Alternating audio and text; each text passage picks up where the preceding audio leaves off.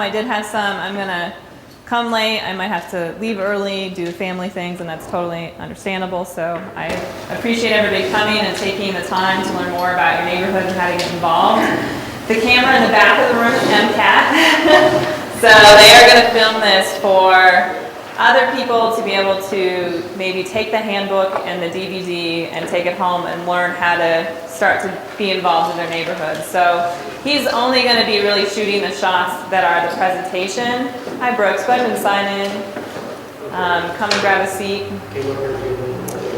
So he's just going to shoot the presentation pieces, so don't feel like you can't say what you want to say and those kinds of things. It's more to get the orientation down. Let's see what else. We have food. Please eat as much as you possibly can so we don't have leftovers. Coffee, tea. Restrooms are right there. There's also some more restrooms downstairs. On your tables, you have a few different items, and they're all for your use, and we have extras up front here for you to still for any of your other leadership team members. We just put out, the City of Missoula just put out a new guide to offices. And so this came out about a month ago, and it's going to be a really useful tool for your neighborhood group to utilize to figure out who to contact, who does what.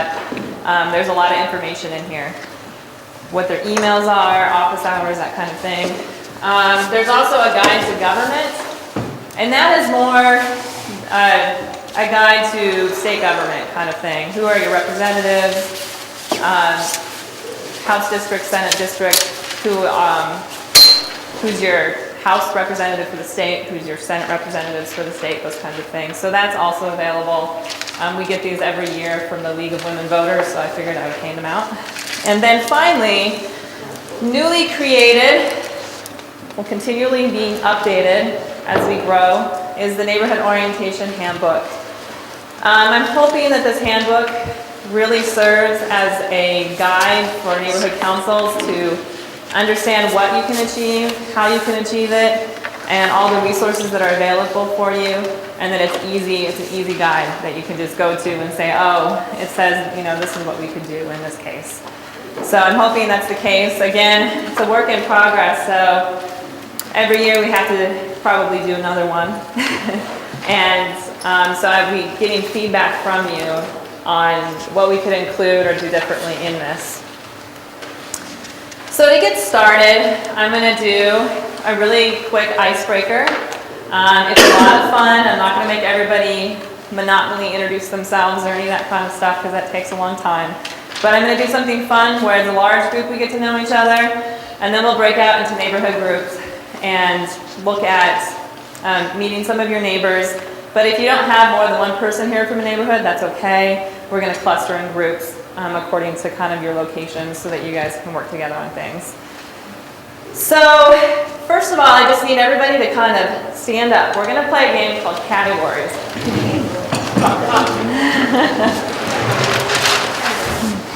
The objective is, of course, to get to know each other. Here are the rules. So when I tell everybody to walk, everybody just kind of walks around the room until I announce a category. And that category could be something like left-handed, right-handed. And once you hear the category, you organize yourself into smaller groups according to which category you belong.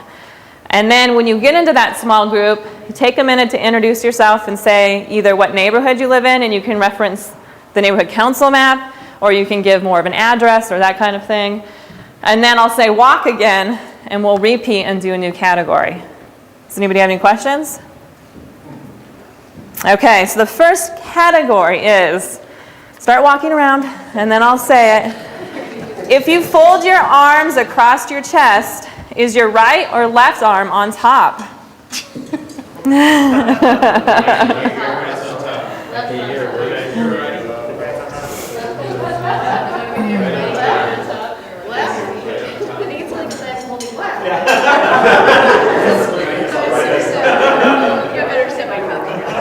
You have some old folks in here that cannot hear a word you're saying. There's probably only two of us, but neither hands or eye Okay. can comprehend. And are you both sitting up here too? I'm sitting over there and he's sitting here. Okay, maybe if we tried to get you guys both to move up front a little bit more, would that help? I don't have a mic, unfortunately. They don't have one in this room. Right here. He's sitting there. Okay. But neither one of us can hear you very well. Okay, I can speak up and I can move over to this side of the room. My hearing aid quit working driving down here. So. Okay. But I was really watching to see what you did. Okay. So do you want me to repeat kind of the game? Yeah. Okay, so it's basically categories, and when I announce a category, and I'll try to do it as loud as possible, ask somebody next to you if you need to, then you kind of break into the group that you belong according to that category. So it might be left-handed or right-handed, and then whoever was one you would break, and then you introduce yourself in that small group. So right now it was if you fold your arm, if you cross your arms, which arm is on top, your right or your left. So that was the category that I just gave. Which one, like if you just naturally, so he's already doing it. And so they're already broken up, and this was the right-handers, and this is the left-handers. So go ahead and join that. You have to go to the whatever right or left hand. Yep. Hi. Hi.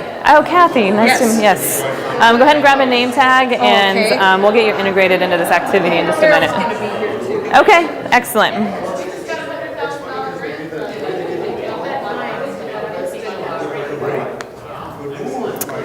Okay, walk around until I do another category.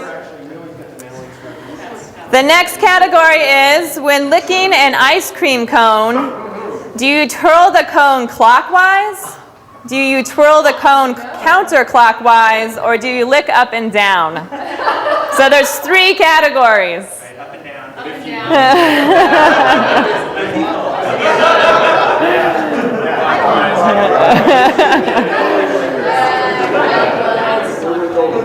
I'll go with clockwise. Did you get all 3 of those? Identify licking up and down. Licking up and down is right there, that tall guy. Yep.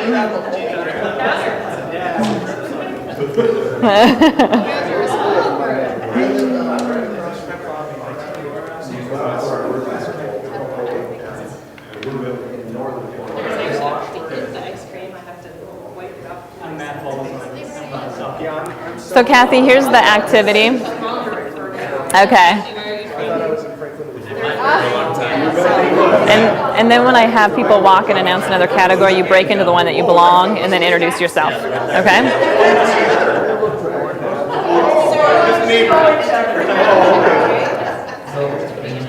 Okay, everybody walk around again. The next category is, what is your favorite season? So there's 4 seasons. What is your favorite season? Fall's over here.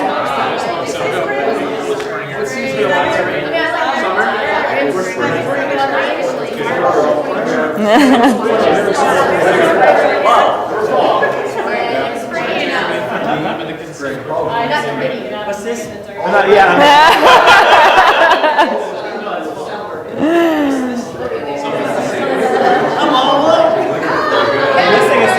Missing a season.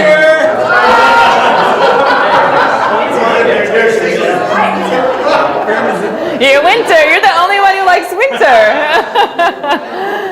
All right. Okay, everybody walk around for one last category. So the last category is, what neighborhood council do you live in? And look at the map to determine if you're not sure for people who are new. So there's 18, so find your neighborhood council. What do you live in? What neighborhood council do you live in? There, you're standing in the right area.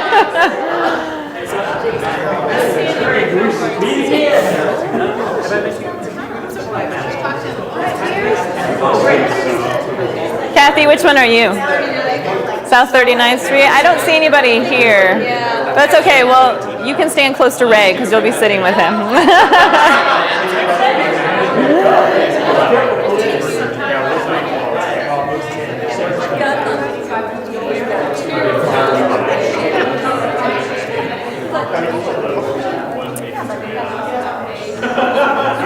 Hard to tell. Oh, he's happy. Upper Rattlesnake.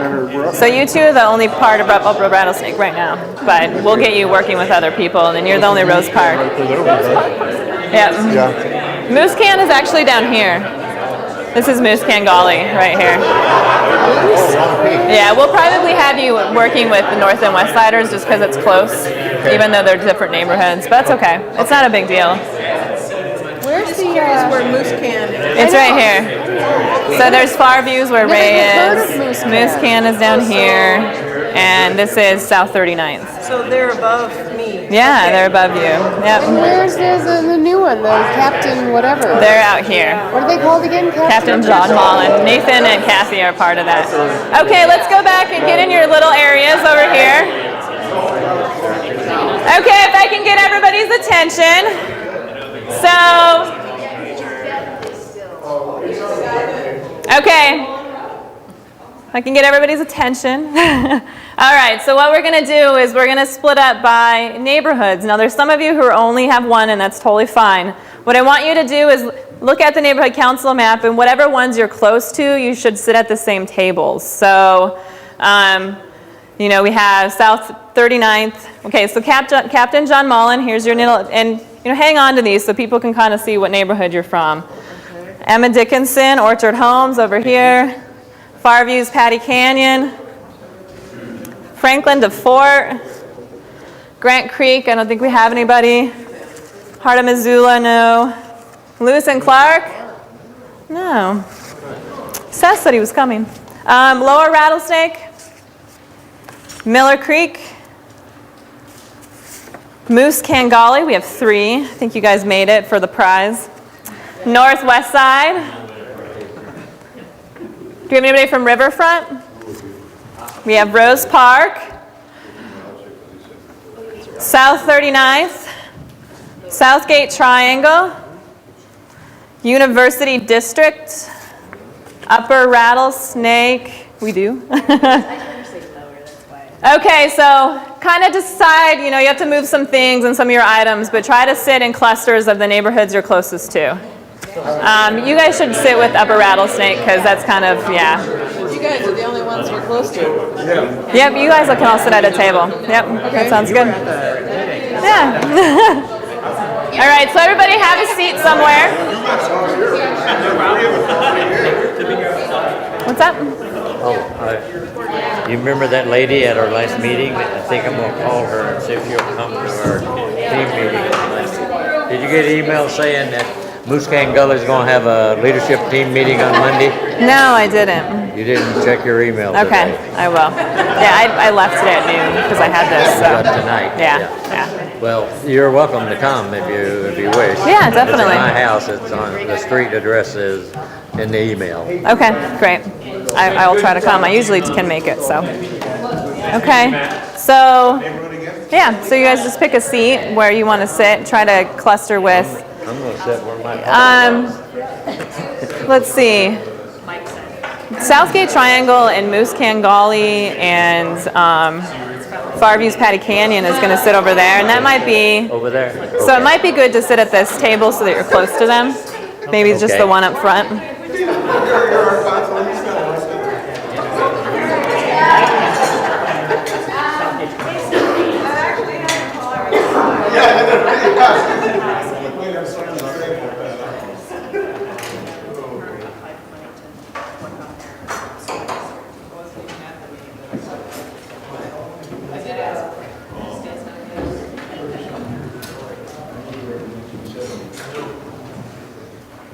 You're going to be talking still, aren't you? Yes. I'm going to sit on this side. Okay, that sounds good. Okay, so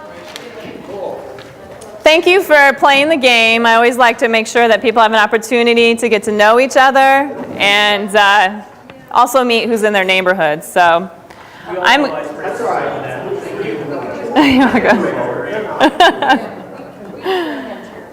All right, I'm going to ask people to try to not have side conversations. We do have some people who really need to try to hear me. So if we can keep the side conversations down, that could help. I'm going to try to talk as loud as I can, so I'm hoping that that helps as well. And everything is also written down. We're either going to have it in a PowerPoint presentation or we're going to have it up on a poster. So a lot of the things I say are also written down, and I'll try my hardest to make sure that I'm projecting. I'm going to go over the agenda and the outcome for tonight so you know what to expect. The agenda is up here. We just did welcome and introductions. Then we're going to take a really short look at the neighborhood council history, just so you know why it started. We'll look at the municipal code that really dictates your duties and responsibilities as neighborhood councils. We'll take a small break.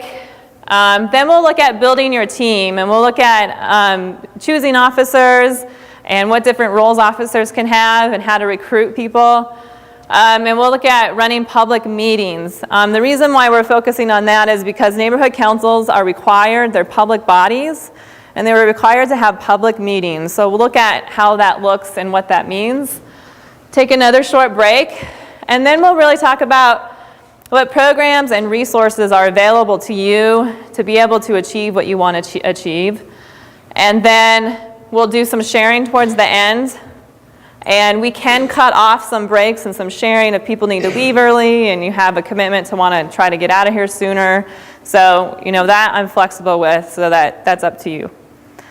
What is the consensus about the timing when people would like to try to be done? I need to leave at 8:15. Okay, so we have an 8:15. Okay? 7:30. You guys have kids to pick up. I don't think I can quite make it that early. I can strive for the 8:15 though. I think that's doable. So we'll try to do that. Okay. And then the outcomes. And I try to always give outcomes so that hopefully at the end this is what we achieved. And if not, what can I do better next time to achieve those? But basically provide the basic information on neighborhood councils so that you have an understanding of how you can be involved. Hi, which neighborhood are you in? 39th Street. Raise your hand, where are you? Over there. Okay. So we're going to look at how you can be involved, provide you with that basic understanding. We're going to provide ideas to help structure your neighborhood council to make your efforts effective. So we're going to look at the structure that does that for you. And then we're also going to provide ideas for neighborhood meetings so that you can increase citizen participation, which is what I've heard from a lot of neighborhood councils. And so we're going to focus on meetings today, and in April when we have community building, we'll actually look at neighborhood outreach ideas. But for now, I think we need to look at meetings and then go from there. Did anybody have an outcome that they really wanted to learn other than that? Carson? How you can get participation from your neighborhood Okay. for the meetings. For the meetings, okay. And for any other projects. Okay. We will look at, in general, we'll look at the structure and how to really structure things to increase participation today. And then in April, when we do community building, we'll do actual skills that you can utilize to increase participation. So I can't provide all of that today, but I'll provide some of it. Back here? Along with the participation, are we going to talk about budgets? Yes. Budgets is in your resources, so we'll talk about that. Okay, thank you. Anything else? I suppose tack on to that last question, the requirements and limitations of the officers is important. I'm fairly new, and so I have a great resource in hands, but it's all fairly new to me. Yes, we will talk about that in building your team. We'll talk about the officers' roles and their limitations and what different team members can be doing as well. Anything else? Okay, well then let's get started. Let's look at the neighborhood council history. Make sure, am I still working?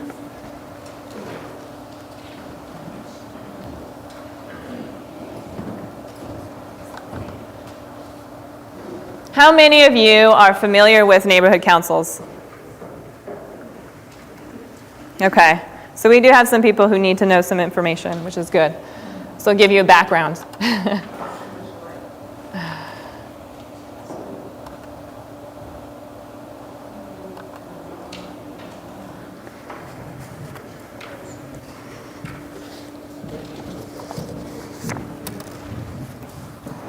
All right. So neighborhood councils is all about citizens engaging in issues that affect their neighborhoods. And it's really nothing new to Missoula, but in 1997, the City of Missoula decided to formalize that structure into taking ad hoc kind of wayside participation into more of a formalized participation so that they could get the citizen input that the city desired and increase citizen input on how the city was doing. So that's really where that idea came from. Neighborhood councils officially began 11 years ago through a process that's really unique to our state. The Montana Constitution asks voters via the ballot if they'd like to review their local government process. And Missoula voted to do that in 1994, is to review our government processes and functions and how they perform. And that was called the Local Government Study Commission, was formed in order to review the government. And what they came out of with the Local Government Study Commission was they wanted neighborhood councils, and they also they felt that the city was lacking a city charter. So those are the two big things that came out of the 94 Study Commission. And so when things come out of the Local Government Study Commission, they go on the ballot for citizens to vote on. And so the city charter and the neighborhood councils went onto the ballot, and citizens voted unanimously, almost like 70% or something like that, for neighborhood councils. And so it passed in 96, and by a year later, in 1997, the City of Missoula had officially structured and active, so that means that people participated in them, 16 neighborhood councils. And basically, neighborhood councils encompass the entire city limits. And so as new properties annexed in, and if you look at the map over there, you'll see like Captain John Mullen was newly, you guys want to raise your hand over here? They're newly annexed in, and so they had an area where they could form a new neighborhood council. And then East Missoula, there's a newly annexed area in as well that can also form a neighborhood council. So as the city grows, neighborhood councils and the numbers grow. We currently are at 18 neighborhood councils.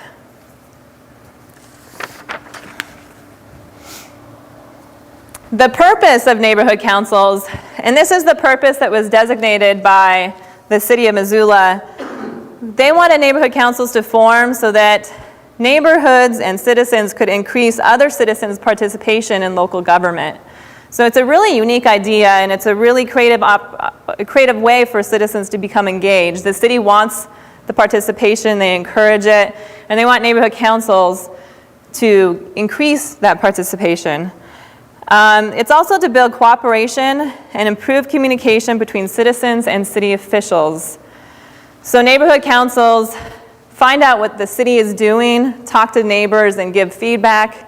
They work with the city on different projects, park projects, trails, sidewalks, streets, and that kind of thing. And they also make recommendations to city government on neighborhood issues. So the city government is not necessarily in every neighborhood, and they don't typically know what neighborhoods need. And so one of the opportunities for neighborhood councils is to help city government understand what neighborhood issues you have and what you would like done about those so that they can get it on their radar. And then finally, neighborhood councils are really out there to build opportunities for neighborhood communication, neighborhood engagement, and problem solving.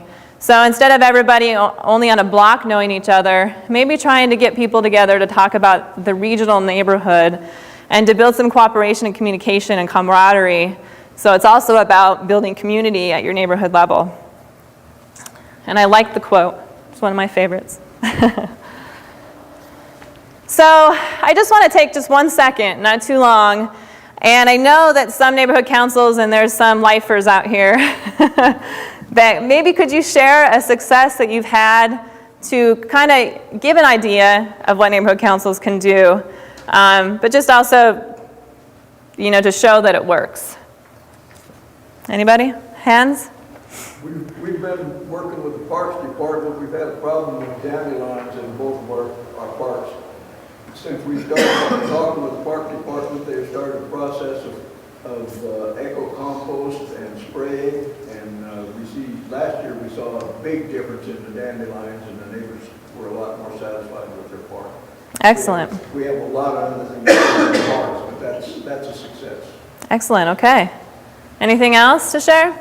Julie? The Franklin's Report neighborhood recently was able to work with the Public Works Department and get $100,000 of grant money to help pay for sidewalks in our neighborhood. And it's going to cover from on Johnson Street, from 3rd down to North Avenue, and then on 14th Street from Eaton to Johnson, and then a couple of blocks on Grant. And we got 24 property owners sidewalks paid for through the grant money.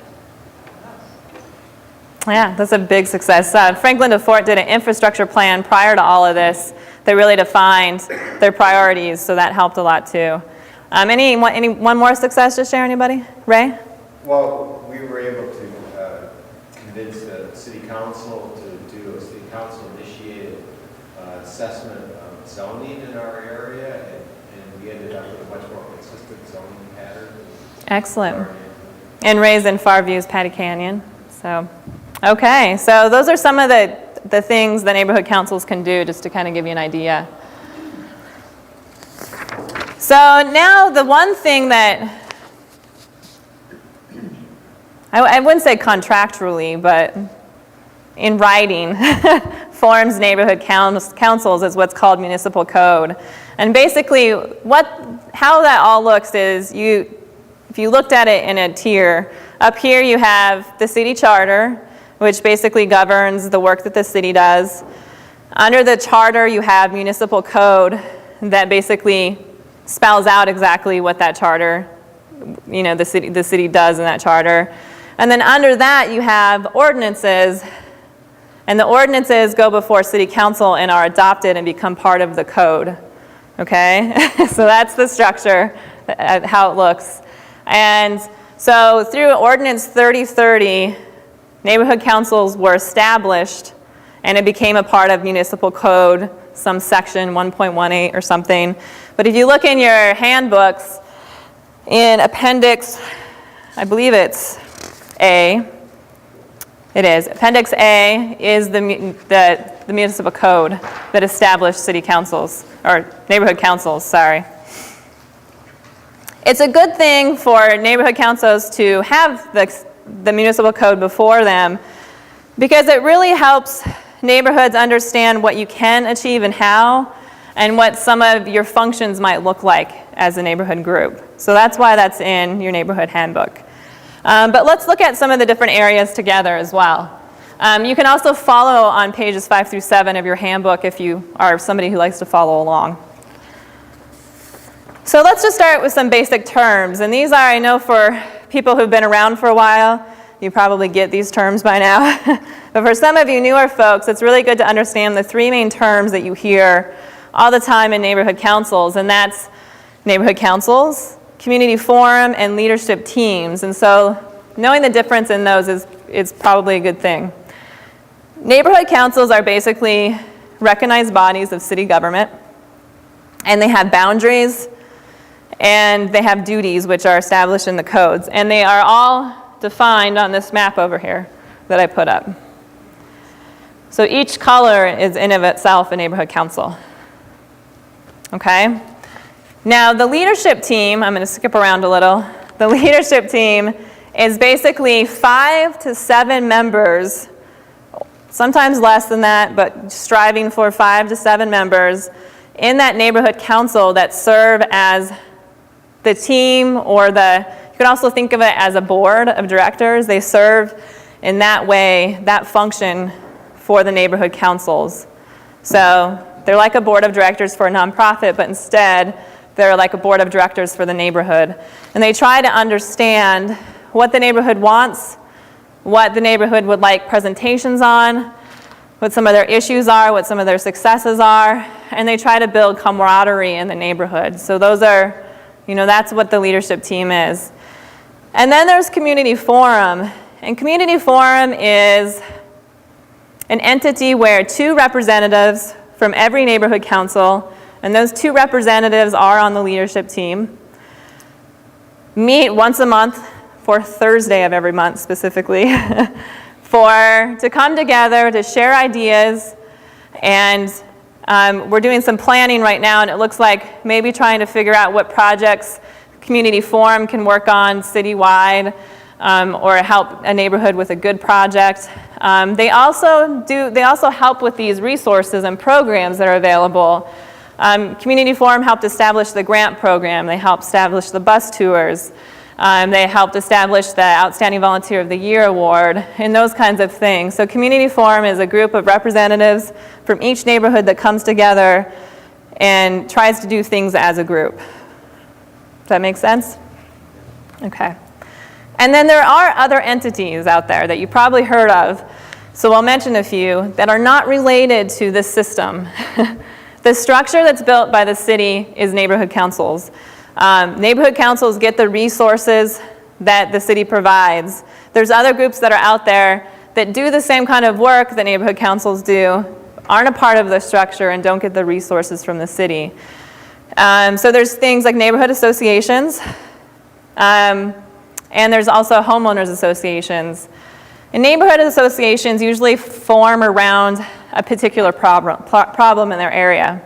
And they address that problem, and then they might move on to another problem, or they might go away for a while and come back. But they're just groups of citizens being active, is basically what they are. And it's always good to know if there's neighborhood associations in your neighborhood that you can work with and try to figure out who they are and make sure that you share information. And then there's also homeowners associations, and those crop up around subdivisions typically. And so a new subdivision is built, covenants are made, and there's common property that's owned by everybody that's in that subdivision. And so a homeowners association is formed to take care of that common property. So that's different depending on each subdivision. And it's also good to know, if you have any homeowners associations in your neighborhood, who they are and how to share information and get information from them, so that you're working as a whole neighborhood on the big neighborhood issues that are happening. So there are some other groups out there as well. Has anybody heard of others? Okay. Any questions on that one? Neighborhood Watch. Neighborhood Watch, yep, they do have that too. Back here, Ms. Lay? So where can you find out this information? If there is a homeowners association in your neighborhood?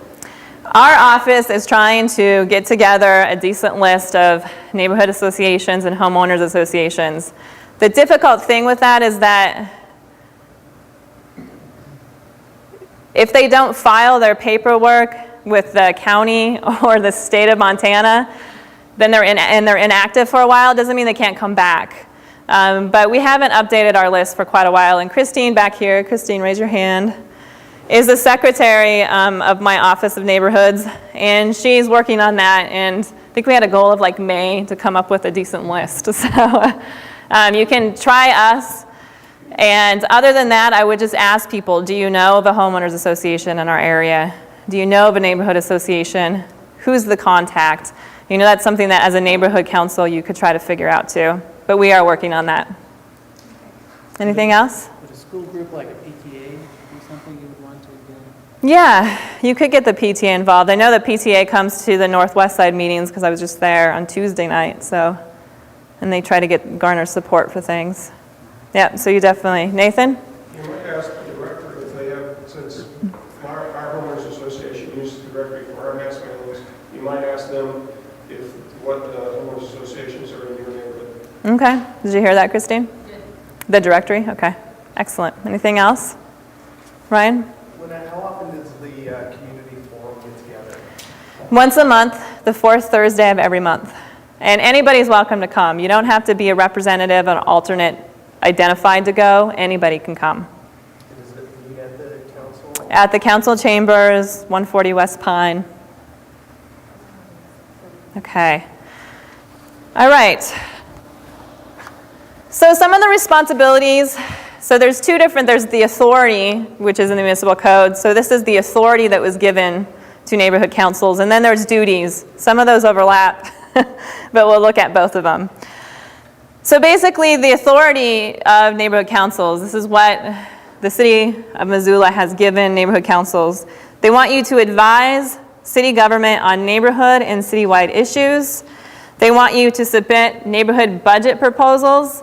And basically, the budget process is right now, and I sent out an email, and any feedback, basically, when we look at the budget and what's offered to neighborhood councils, if you'd like to see something different, or if you'd like to see something else happen with that budget, then we need those recommendations from neighborhoods, and those get submitted. So because all of you have a budget, you actually have an opportunity to make a recommendation on how to change that budget or improve it or those kinds of things. You also have the authority to spend any monies that have been allocated to you by the city. And you have an opportunity to apply for and receive and expend grant money, not just from the city, but also from other entities. Each neighborhood council gets to use the city's nonprofit employer identification number. And so that makes you eligible to be able to apply for grants. So if you have a neighborhood project happening and you know there's a grant out there that somebody might fund for that project, you can apply for that. And then the city can act as the fiscal people for that. Each of you have your own account at the city. And so if you do get those grants and it makes sense, now in Julie's case, CDBG already sits at the county. She's not going to transfer that. It makes sense to sit there. But if it makes sense to get it put into your account at the city, it can. And then Christine and I keep track of that information. And we keep track of what you expended and how and what you have left. Okay? Marcela? So, about the grants, the neighborhood council can get help on writing down those grants, or do they have to go out of the, can they get help through the city? Yeah, our office can help with grant writing. Okay. Yeah. Actually, Christine's writing one now. It's actually an award, but same thing. And I've done lots of grant writing, so we can help you with that. Anything else? Carson? Did I miss something, or how do you inform the neighborhood councils on their monthly budget, or what budget they have spent and what's remaining for the rest of the year?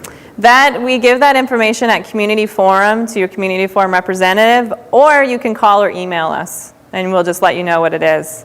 Call Me or Christine. You can email us, call us, and we'll let you know what it is. Thank you.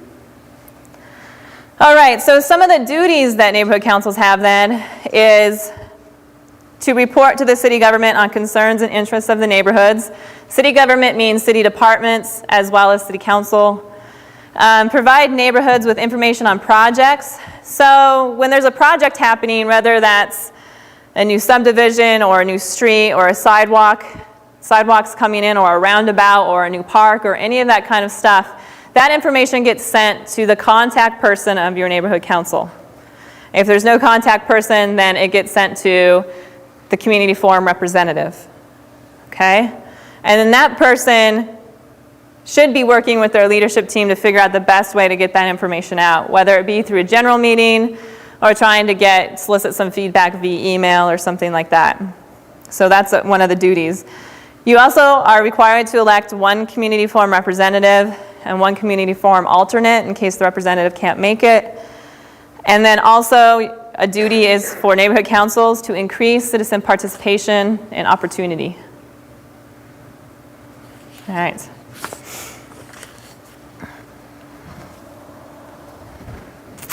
So interaction with city council. There's 5 roles, and these roles are in the municipal code that neighborhood councils do, and we've talked about a lot of them. Basically, to encourage and strengthen neighborhood participation in city governments, to increase citizen participation in neighborhood councils, to build cooperation and improve communication between the citizens in your neighborhood and city officials, and then to build those opportunities for camaraderie, communication, and problem solving in your neighborhood. So given those things, I think it was last year, Community Forum wanted to meet with city council to say, okay, now we know what our roles are. We know these are our roles that we're supposed to be doing. But how should we be communicating with city council? How should we be interacting with city council? What's most useful? Because a lot of the things that neighborhoods, a lot of the projects or things that they want to have done ultimately might be approved by city council. Did your infrastructure plan get approved by city council? Yes. Okay, so that plan got approved. So they said what they would like, and what they think is most useful for neighborhoods, is to use resolutions. So if there's really something that you want to do, is there a resolution? Or maybe is there another ordinance, depending on the scope that you're looking at? Or could you put a plan together that you can submit for their approval?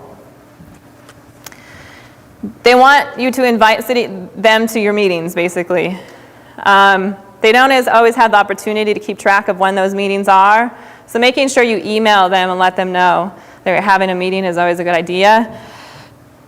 They want neighborhood councils. And then I want to inject Yeah. in there too. I think it's been really helpful for us.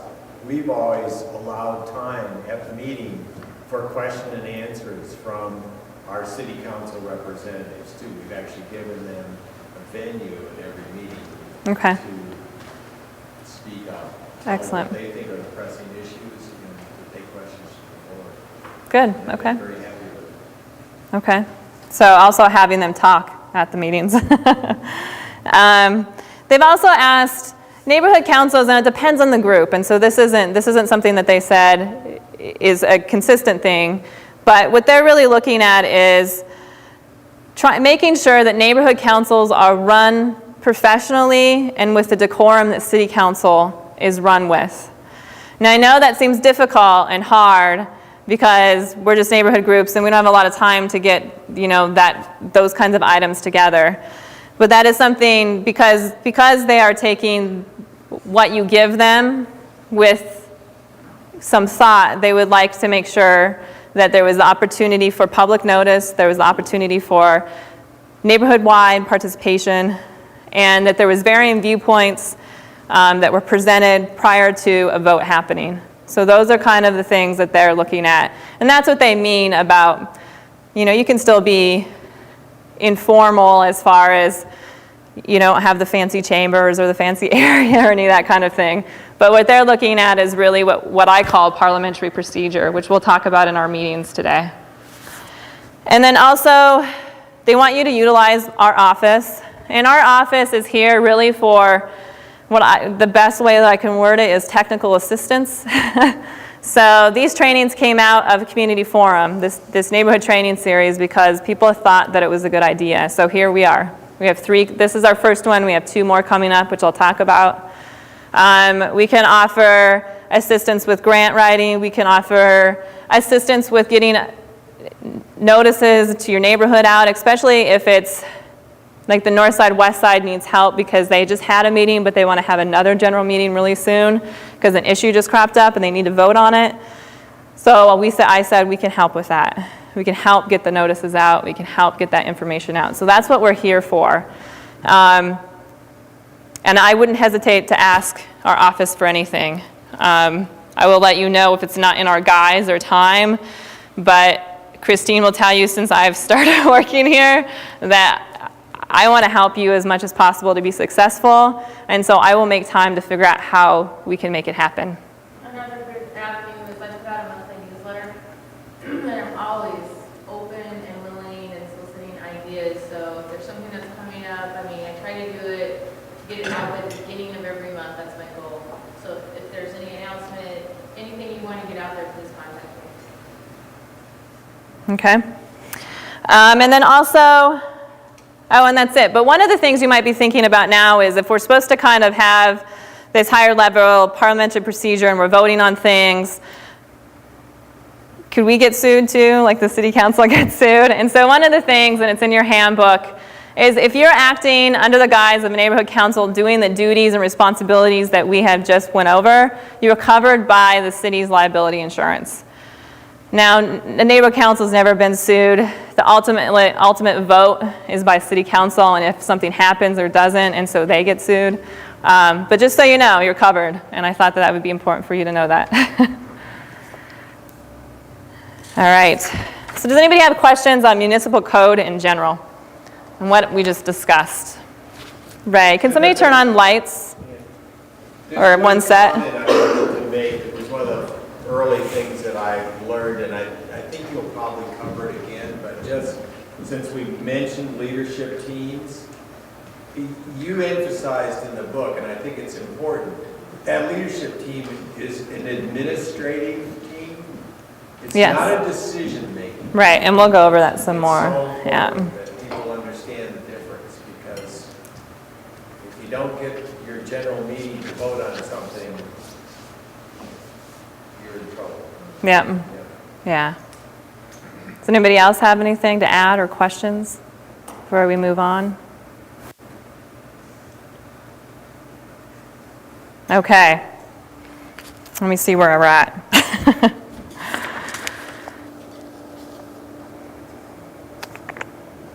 Okay, so we had a break, but if people would like to get out of here, you can break as needed. Does that sound okay? Okay. Like I said, I'm flexible. All right, then let's look at building our team. Actually, I do need that on.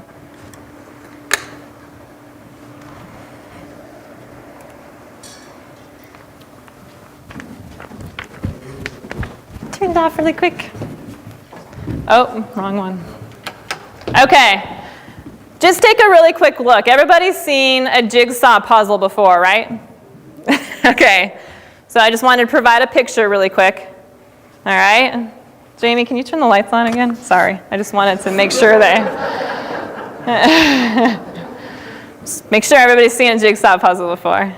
With that in mind, when thinking about building your team, building your team is the most important aspect of starting and continuing a successful neighborhood council. How many of you would agree with that?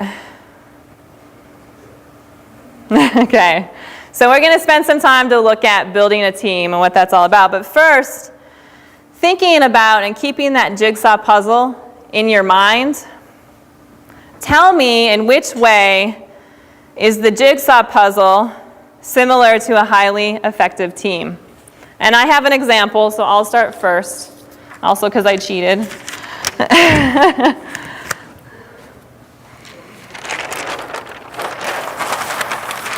So my example is each piece plays a specific role in the eventual solution. So each team member plays an eventual role in the success of what happens or what doesn't happen. Okay? So in what other ways is the jigsaw puzzle similar to a highly effective team? Make you stretch your brains. Jamie? I think that each piece is totally individual, so you can't really force it. Okay. So each piece is unique and can't force. Okay, what else? How else is a jigsaw similar to a highly effective team? Kathy? It's not really complete unless you've got all the pieces. Ooh. So not complete. Whoa. I don't know if there's a lock on that. Maybe there is. Without all pieces. All right, what else? They all join together to form the big picture. A big pretty picture.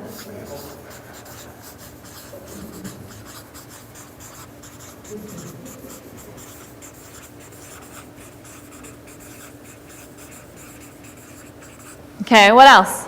How else is a jigsaw? Ray? It often takes a lot of searching to find all these. Good one.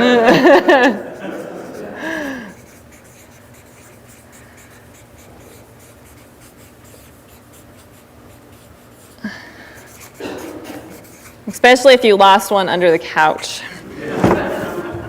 I'm not sure. Okay, well, it's just going to fall.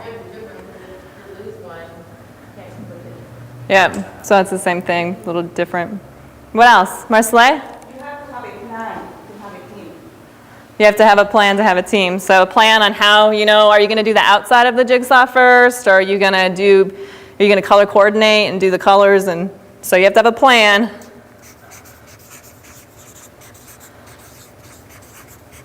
Okay. Anything else? All right. Well, from my cheating, here were some others that they came up with. There are boundaries. So each team, there's boundaries within each individual and within and what each team can accomplish. When completed, there are no gaps. Pieces are interconnected. So we kind of talked about that one. The solution is fragile. So that's similar to some of the things neighborhood councils go through. The whole is more than the sum of its parts. So that means you can do more as a team. Some pieces are central, and some pieces are more peripheral. So I think some of us can identify with that. Pieces need someone to move them sometimes. So they can't be probably forced, as Jamie said, but maybe they need a little nudging sometimes.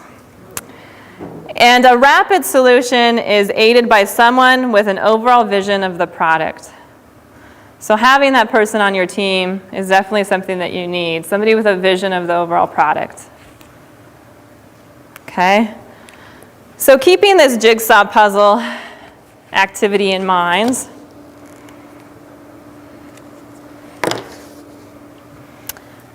as a table, because I think you get more out of that, and feel free to move to a table, like if you two want to move up here to brainstorm more. Looking at these different roles, these roles are also in your handbook, pages 9 and 10. So let's look at your handbook really quick, page 9 and 10, because Matt had questions about, well, what are we supposed to be doing? I need to know, which is good. So on page 9, these are all the roles that I have in the book. Now there might be more, which is why there's more dots, and you guys can tell me if there's more roles.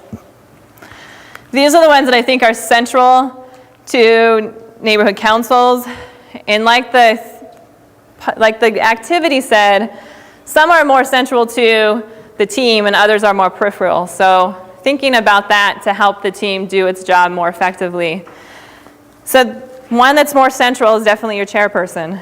It can also be called the president, whatever you want to call it in your bylaws, and we'll talk about structure in a little bit. But they're responsible for a lot. They're responsible for preparing a meeting, coming up with ideas for the agenda with the rest of the team.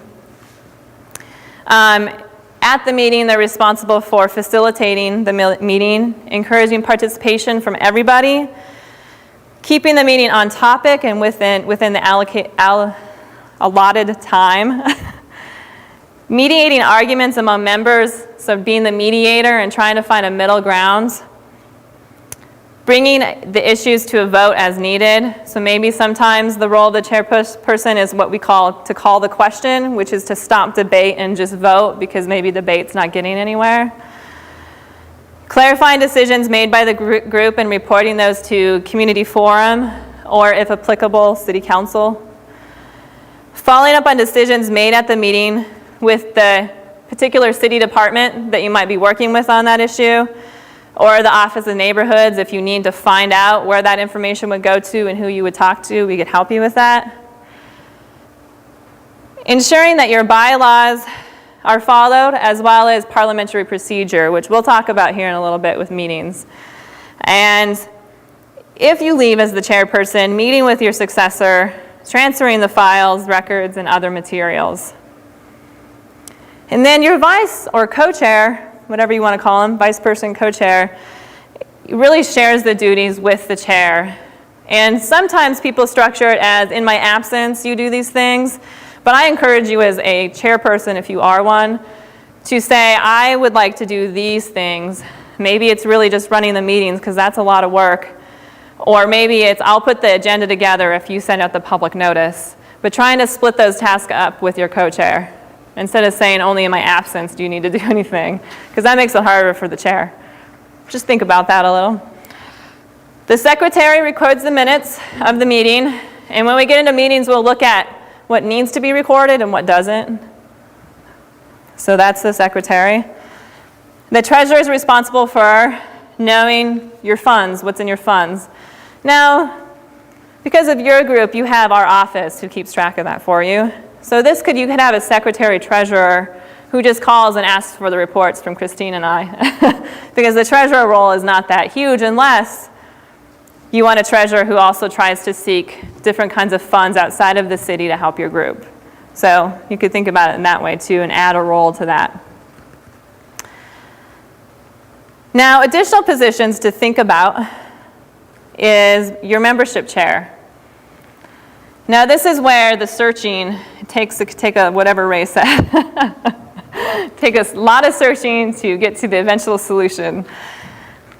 It is good to try to come up with a membership chair or a committee that makes sure that they're gathering and keeping a database of names, emails, addresses of people in your neighborhood.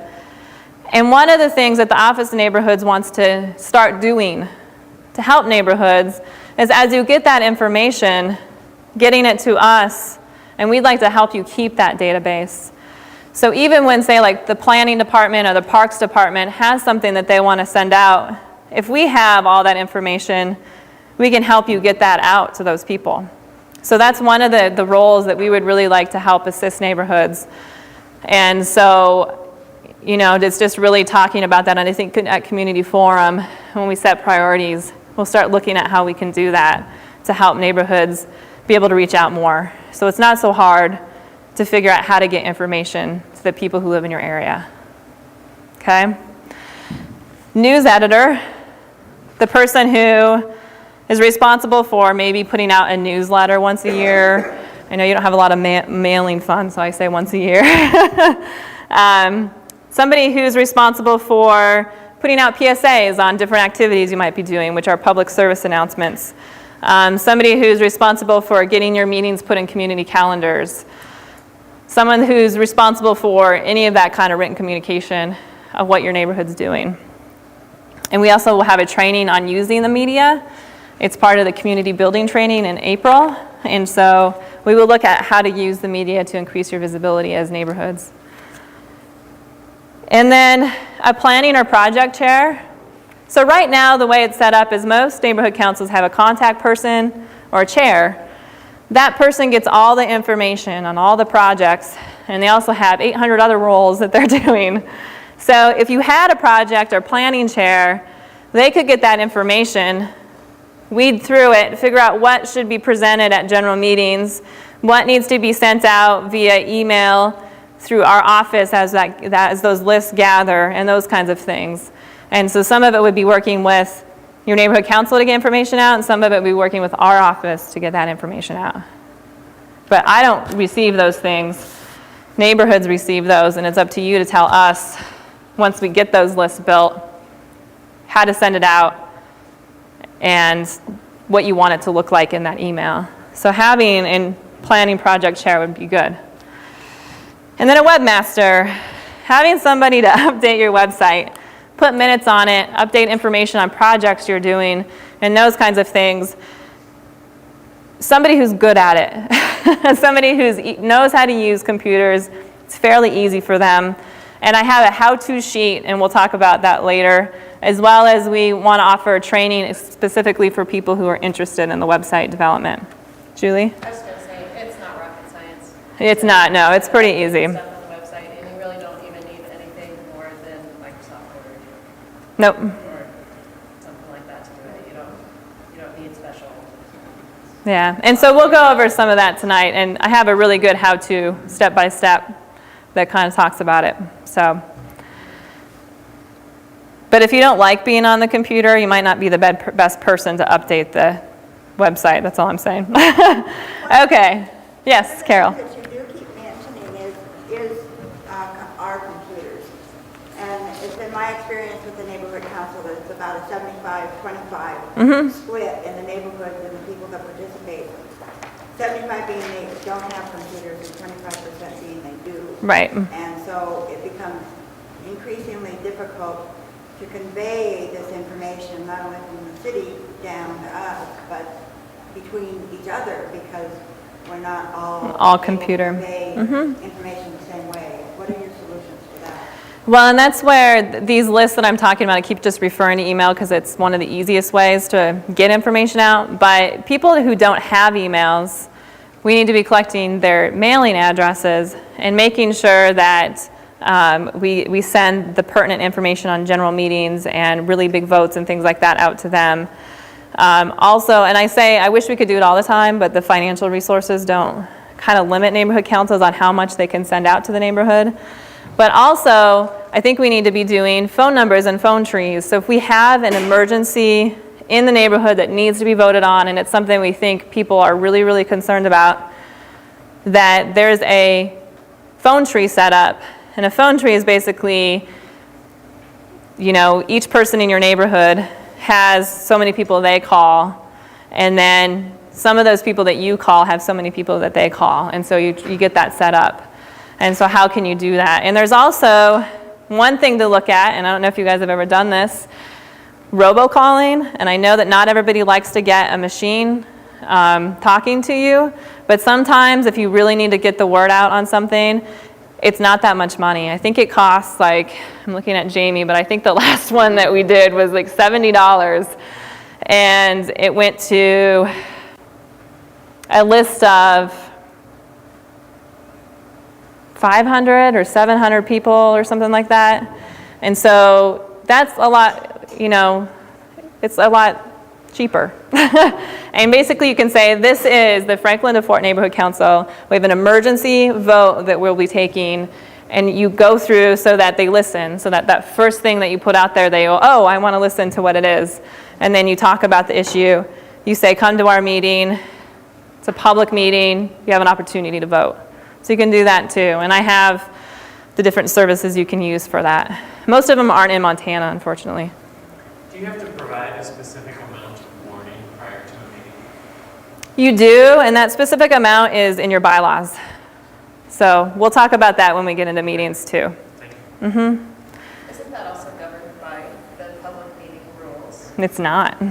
No, and we'll go over that. People think it is, and it's not. They don't say how far in advance. So we'll talk about that too. All right, so in your groups, talk about these roles. Also think about, is there other roles that you think would be good for your neighborhood councils, and we can share those. So take about 7 minutes, really talk about the different roles that people have, how people do it differently. This is a time to share. So how do you do it? Does it work? How does your neighborhood do it? Does it work? Those kinds of things. What do you wish you had in your neighborhood as far as a person on your team? Is it any one of those, or is it something different? And then we'll kind of share any of the new things that might come up. So take about 7 minutes for that. I need some water. We don't know nothing.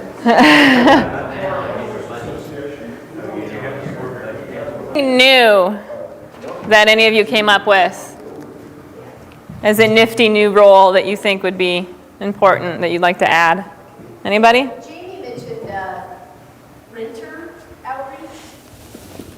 And I added to that, I don't know, some neighborhoods, definitely in ours, homeless outreach also. I mean, you were at the meeting, like, it was meeting. Yeah. Got brought up, like, that would be a good, Yeah. broader participation. I'm going to call it target group just because there's a lot of groups.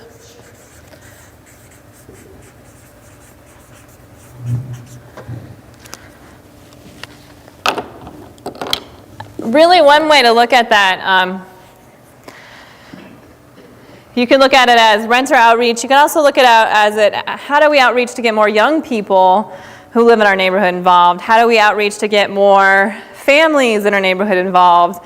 How do we do outreach to get more homeless people involved, or more single parents involved, or whatever? Because those outreach methods are different. Next time we have a training, I want to try to offer childcare. I couldn't get it together for this one, but I want to try to do it for the next one because I think that's important. And I told Julie. And I have some folks in the Excellent. So that's something that in order for me to make sure that families show up and participate and can get involved, I really need to offer childcare. So that's one thing. And then how do we make sure that they know it's available?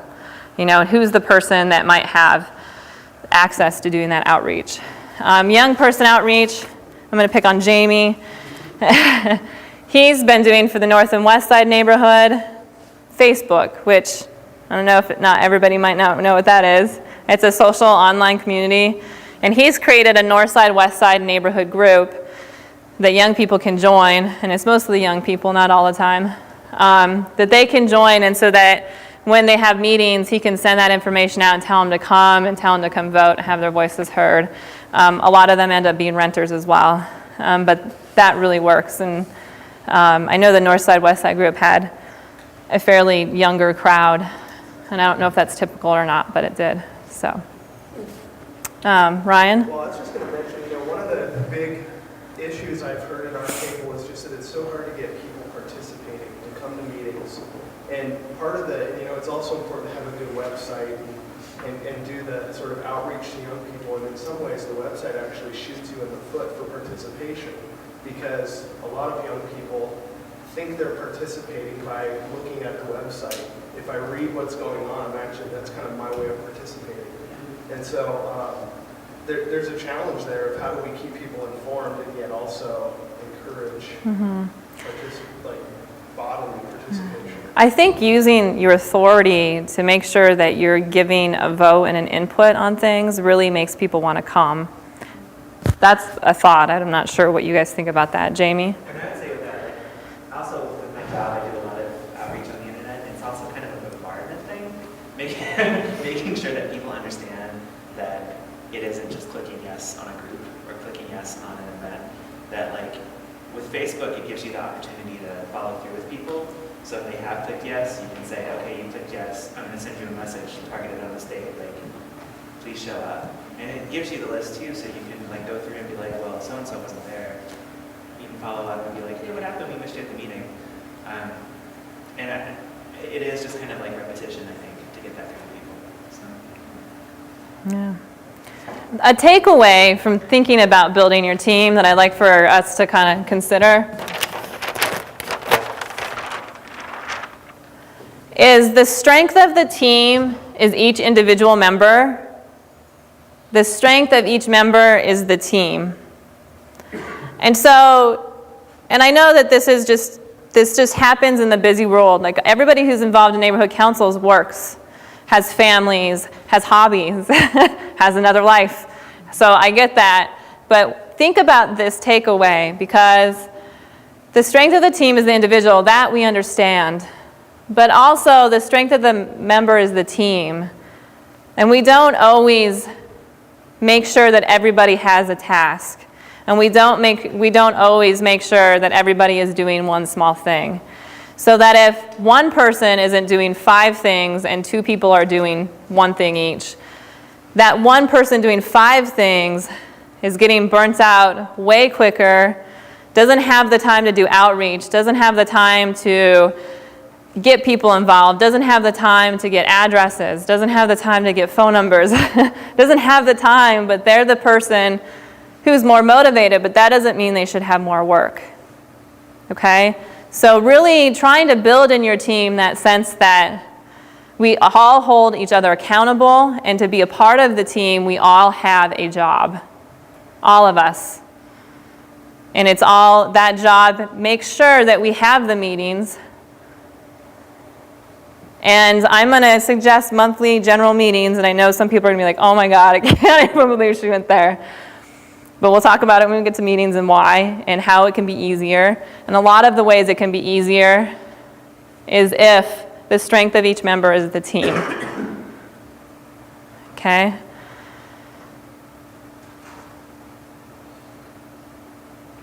I think that when you have general meetings, people know it's reoccurring.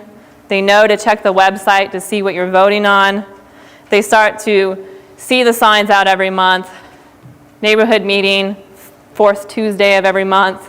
You can add some action items you're voting on that time or something, you know. You're talking about someone who's the community forum representative going to leadership team meetings, a community forum meeting, and a general meeting every month. But the community forum person does not have to be the chair. And see, and that's... Be the chair, but it's best if they are on the leadership team. Yeah, they are on the leadership team, but that's where you need more numbers, and I understand that that's difficult, but trying to figure out how to do that. And when you just have each person doing one task instead of 5 tasks, it's more doable. So can your community forum representative come once a month to that? Maybe they don't help the leadership team plan the agenda and go to the leadership team too, but they go to the general meeting because that's what they report on. But what are those roles that make it easier for people to get involved? And I know it sounds impossible. I will say, when I worked with the neighborhood groups in Billings, they do general meetings once a month. They have highly effective teams, and each of them does one thing to make sure that it happens. I'm not saying it's easy. I'm not, because I know I've done meetings. It's not easy. But it's just something that I want people to hold on to. I'm not saying you have to. I'm not going to force anybody to go into, something that they're not ready for, but I'm just throwing it out there. Okay. Could I just add to that? Ray, yeah. Our team has already started talking along that line since you've mentioned it. And people are saying, oh, it's a leadership team. We get together once a month as it is, and here we are encumbered by not making decisions. Mm-hmm. It would be so nice to have more people involved on a regular basis so we could make decisions. Yeah. And it does honestly help city departments. They don't just have, for those of you who get the mail from the city, they have multiple things in each department that they're doing. And I get calls in my office, is this neighborhood meeting this month? Is this neighborhood meeting this month? And oftentimes, there's no way they strive to make sure that they have a maximum amount of public participation. And they don't have the best way to do that. And they really hope and wish that the neighborhood councils had a way to do that. When I talk to city departments, they say that would be great. We would know when we could schedule when we make decisions and when we provide that public participation to city council around neighborhood council meetings if they were monthly. Now in Billings, if there wasn't something going on, they didn't hold that meeting. So it's not a requirement that you hold one just because, but I bet you at least 8 months out of the 12, you'll have a meeting. Carol? I like the idea a lot. We've never done it that way.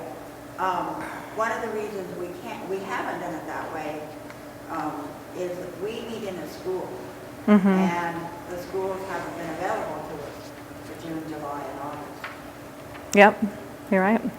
So, and that just brings me to one thing I'm going to throw out there that I'm working on as well. I'm presenting to some classes this spring, and I'm trying to get interns. One of the things is to help get your websites updated, to help build the email, the mail, the telephone list, to help find venues that neighborhood councils can use and to build that list. I'm trying to get what Nicole Newman from the North Side put in an email, SOP, and I was like, I know what an SOB is, but I don't know what an SOP is. And Christine told me it was standard operating procedure. And the more procedure that's standardized for you guys is going to make it easier for you to do your job. So I realized that next month, starting general meetings is probably way out of the question. But hopefully, through these 3 trainings and this summer, with some interns, because that's what I'm asking for, is some help this summer, that we can actually have a standard operating procedure in place and start to gather that stuff. I'd like to see a table at Farmers Market every morning for neighborhood councils. Get involved in your neighborhood. Here's a brochure. Sign up. Which neighborhood are you in? Check them off. I would like to see that at Out to Lunch. I would like to see that at the community events that happen. So many people, when you say neighborhood councils, they don't know what they are. They're kind of interested, not really sure. So how can we get that? The visibility is a big part of public participation and increasing people's awareness. in order to have that brochure, you'll lose people if you don't have regular reoccurring meetings that they get to participate in and vote in. So if we do all of that and there's still not a way for them to be engaged, that doesn't help. So it's trying to balance that and figuring out when and what that looks like for each of your neighborhoods. Okay, so let's go to meetings. Do you want to do lights, Jamie? Maybe we can turn on like the kitchen lights so people have light and they don't fall asleep. No falling asleep.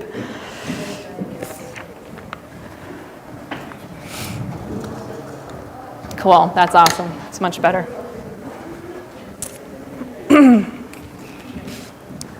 Thank you, Marcella and Ryan. All right, so moderating public meetings. So neighborhood councils are recognized bodies of Missoula government. Neighborhood councils are pretty much an ad hoc government. It's a really unique system. Not a lot of cities have it, but some do. And it's a great opportunity to inform government on what you want. And therefore, because you are official bodies of the City of Missoula, you must hold public meetings. And so this presentation is going to cover the difference, like what is a public meeting and what needs to be provided compared to having like a board meeting or something, or a PTA meeting or those kinds of things. So we'll look at some of those differences. The first thing that public bodies must have are bylaws.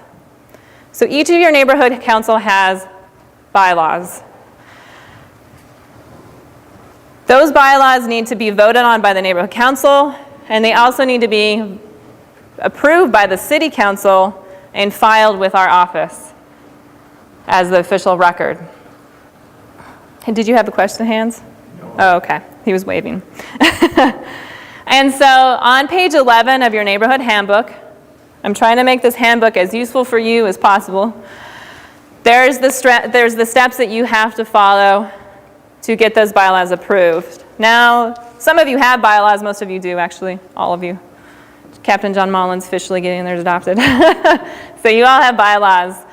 Basically, you want to look at those and see if you want to update them. The bylaws really talk about, it should define the roles of your team and who they are and what their duties are. It defines public notice. How far in advance do you have to make sure to notice how far in advance that agenda that you're putting out? In what ways do you try to get information out to people? What are your boundaries? What are your duties, which usually will come from the municipal code, but those things. And in Appendix B, I have a recommended bylaw format. It's just recommended. Not everything has to look like that. It's more the structure and the layout. You decide what you want to put under each of those sections. It's updated from the 1997 version that was out there. So it's a little bit more detailed. It gives you room to be a little bit more specific so that when you have questions, you can go in there when you're trying to recruit new people for your leadership team and say, the membership person does this, and this is what we want you to do. And you can refer them and show them the bylaws so that they don't get overwhelmed and say, no, I can't do anything. So the bylaws are the official document that guides your neighborhood council, and you have to have those. And then there's a couple laws that dictate public meetings that also are pertinent to neighborhood councils. One is the Montana Code of Ethics Law, and that is basically, in short, it establishes that board members or neighborhood leaders, because that's kind of what your roles are, cannot benefit personally from their position. And it's spelled out more on page 12. But basically, it prohibits conflict of interest between your public duty and your private interests. And so try not to use the information that you get as a neighborhood leader to better yourself. Use the information to better your neighborhood is basically the goal. And then the Montana Open Meeting Law, this is something that all neighborhood councils must follow. And it's basically a reasonable opportunity to participate in the operation of governmental bodies. So every citizen has an opportunity to participate. Every citizen has an opportunity to participate in every neighborhood council They only have an opportunity to vote in one, but they have an opportunity to be at any of them. So all neighborhood council meetings, including leadership team meetings, are open to the public. The 4 essential elements of when a meeting needs to be open to the public, and again, this is on page 12 or 13 in your book, is basically if there's a quorum convened, if the members will hear or discuss or act upon issues that it has jurisdiction over, then the meeting must be open to the public and appropriate minutes must be kept. So even if you're just discussing something and there's no vote, you still have to have it open to the general public. Have any questions on those 2 things? Okay. All right. So planning your meeting, looking at how do we start planning these meetings. In order, these are the things that you have to do for a public meeting. You have to do the agenda building in advance. You have to provide public notice. And you need to make sure that you get some topics and guest speakers. So we'll go over some of that. So agenda building, what I recommend that's really easy is to have a fixed agenda. And by fixed, I mean the process is fixed, not the content. So you don't want the content to be the same. But an example of a fixed agenda is up on the screen. There's also an example in Appendix E in your handbook. And it just helps you have an order for your meeting and to say when you're in your leadership team meetings developing the agenda, do we have any special presentations or special orders of business? Do we have any unfinished business we need to bring up here? Do we have any new business we have to bring up here? Do we have any committee reports we need to bring up here? And are there any announcements we want to have? Now, the announcements also can come from people in the audience. The one thing, though, that you're not allowed to do is people can't change the agenda at the meeting. You're not allowed to do that. That's where the public comment comes in. You ask people for a public comment on non-agenda items, but you can't vote on anything unless it's on the agenda. And you can't add things to the agenda because it wasn't noticed in advance. So all they can do is give public comment on non-agenda items and ask you to add it to your next meeting. That's all that they can do. Okay? So that's what that's there for. So that's your agenda building. Now, developing the agenda, and this is my plug for general meetings again. I've been to, not many yet, but a few. And because they just don't happen as often, the agendas are packed. Like the north side, west side was so packed that they had to cut presentations off and they had to cut debate off, and there wasn't an opportunity to really get into the nitty-gritty details, although most people felt comfortable voting, so that's good. So having general meetings helps you be able to have time to really talk about and think about things. And not every meeting has to be 2 hours either. So think about the realistic time that you'll need for a presentation, a speaker, a vote. Consider public comment. Consider debate and discussion. And think about how long you think that'll take. Prioritize your issues. What's the most important item on your agenda? You should probably have that first because people need to leave early often. Okay? List each item on your agenda, and by listing it, you should list what the agenda item is, who's responsible for presenting it, and also if you're going to vote on it or not. And that if you're going to vote on it or not has to be noticed on the agenda. You can only vote on things that are noticed on the agenda. You can do it we do it with an asterisk at Community Forum, and then we put an asterisk at the bottom that says, asterisk. This means that it will be voted on, basically. So it's fairly easy. Allow for public comment for non-agenda items. We talked about that. Include an ending time. And if needed, if you have a fairly large agenda, you can limit public comment time. So you can say tonight we only have 2 minutes for each person to give public comment, and we will be cutting you off so that we can get done by 9. So, all right. So on public notice, this is the interesting stuff that I've been learning. I was trying to figure it out for you guys. The law does not contain any explicit notice requirements. It doesn't say where or how it must be noticed, and it doesn't say what advance means. Okay, so that's up to you. And in your bylaws determine what advance means. So you got to put that in your bylaws. Where or how it must be noticed should really be dependent on what kind of meeting it is. And also what financial resources you have in your time available to do that.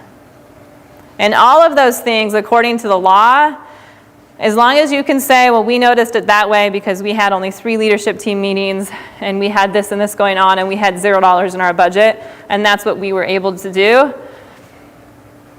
that's what you were able to do. And every case that's come before the law, I just went to a training, has been okay as long as that's all that they had the capacity to do. Okay? So, having a schedule of regular meetings is advance public notice. So if you have regular meetings and you have them out there on different, like on our website, on your website, it comes up in community calendars. Just having those scheduled regular meetings is public notice. You want to make sure that in that public notice that you have the items on the agenda and those that are going to be voted on. And that you have an opportunity at the meeting for them to offer opinions orally, or if they can't come to the meeting, how can they offer it in writing? And that could just be a blurb at the end of your agenda.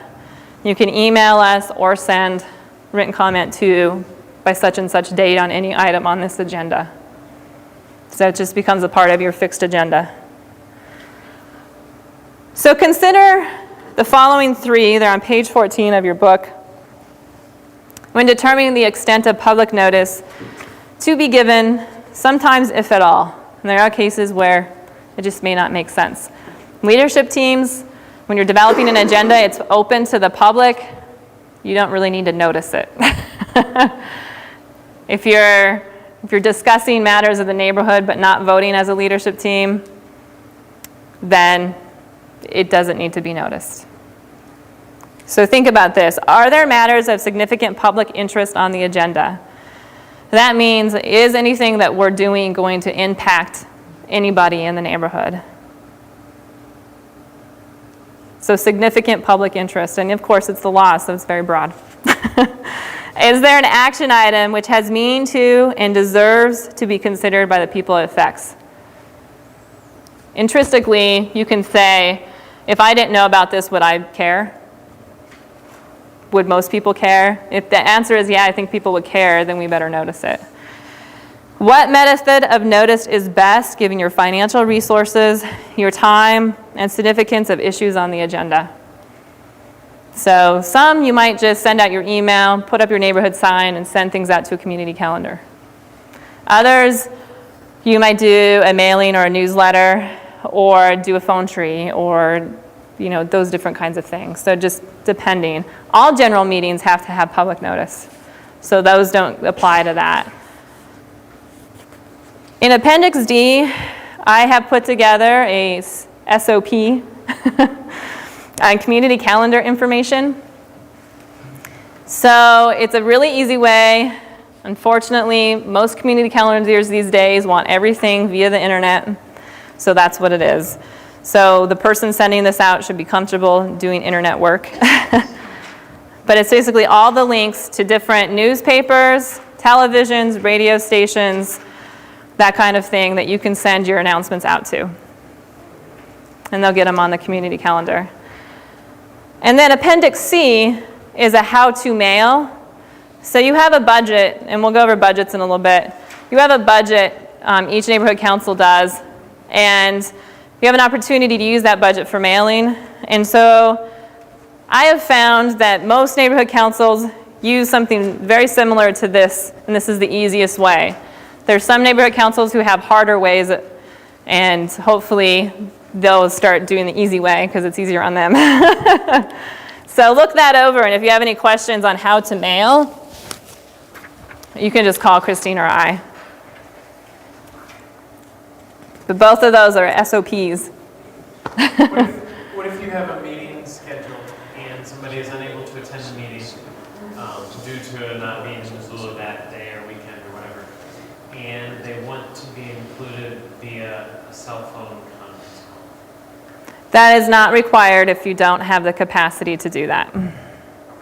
And you don't have to allow it either. They can just, you can tell them that you can get as much information on the issue that they're looking for, send that to them, and they can provide comment written, in writing.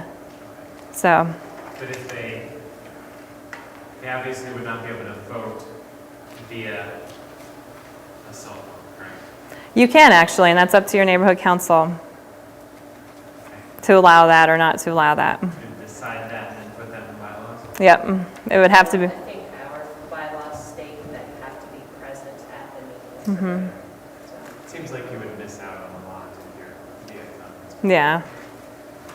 The Julie? Missoulian typically, if we inform your office Mhm. of a general meeting that's upcoming and you have it on the website, they already put that in. They do. The section of the Sunday paper. They do, yep. And so our office, we send out to the Missoulian all the community calendar information. So if you tell me when a meeting is, it automatically goes into the Missoulian.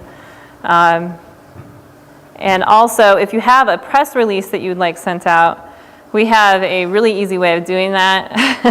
And so if you have something that you want to put together and send it to our office and say, please send out on this date for immediate release, please give us, in case either of us are on vacation, and always send it to Christine and myself, because typically one of us is in the office.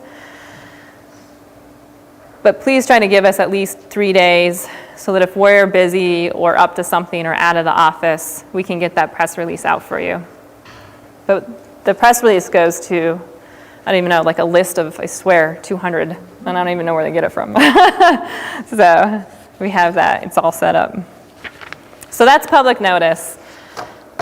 Bulletin boards, whatever you can get your information up. So topics and guest speakers. Hold on, let me see what the next one is. Okay. Okay, so topics and guest speakers.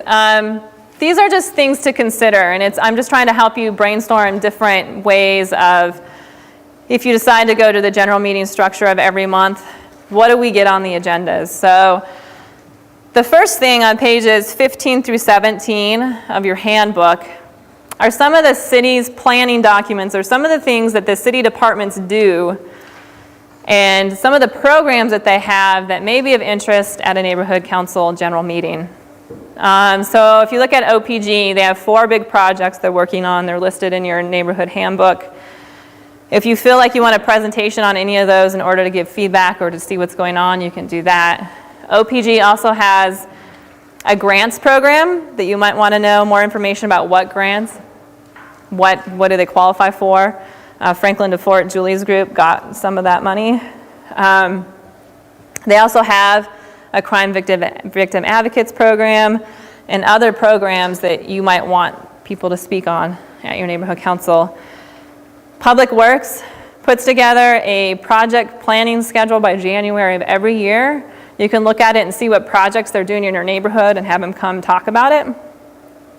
Parks has the schedule together by January, I believe, of every year as well, about what projects they're doing. Parks looks at trails, and parks, I think that's it. I'm not really sure. But anyway, look and see if they're doing any projects in your neighborhood and have them come speak.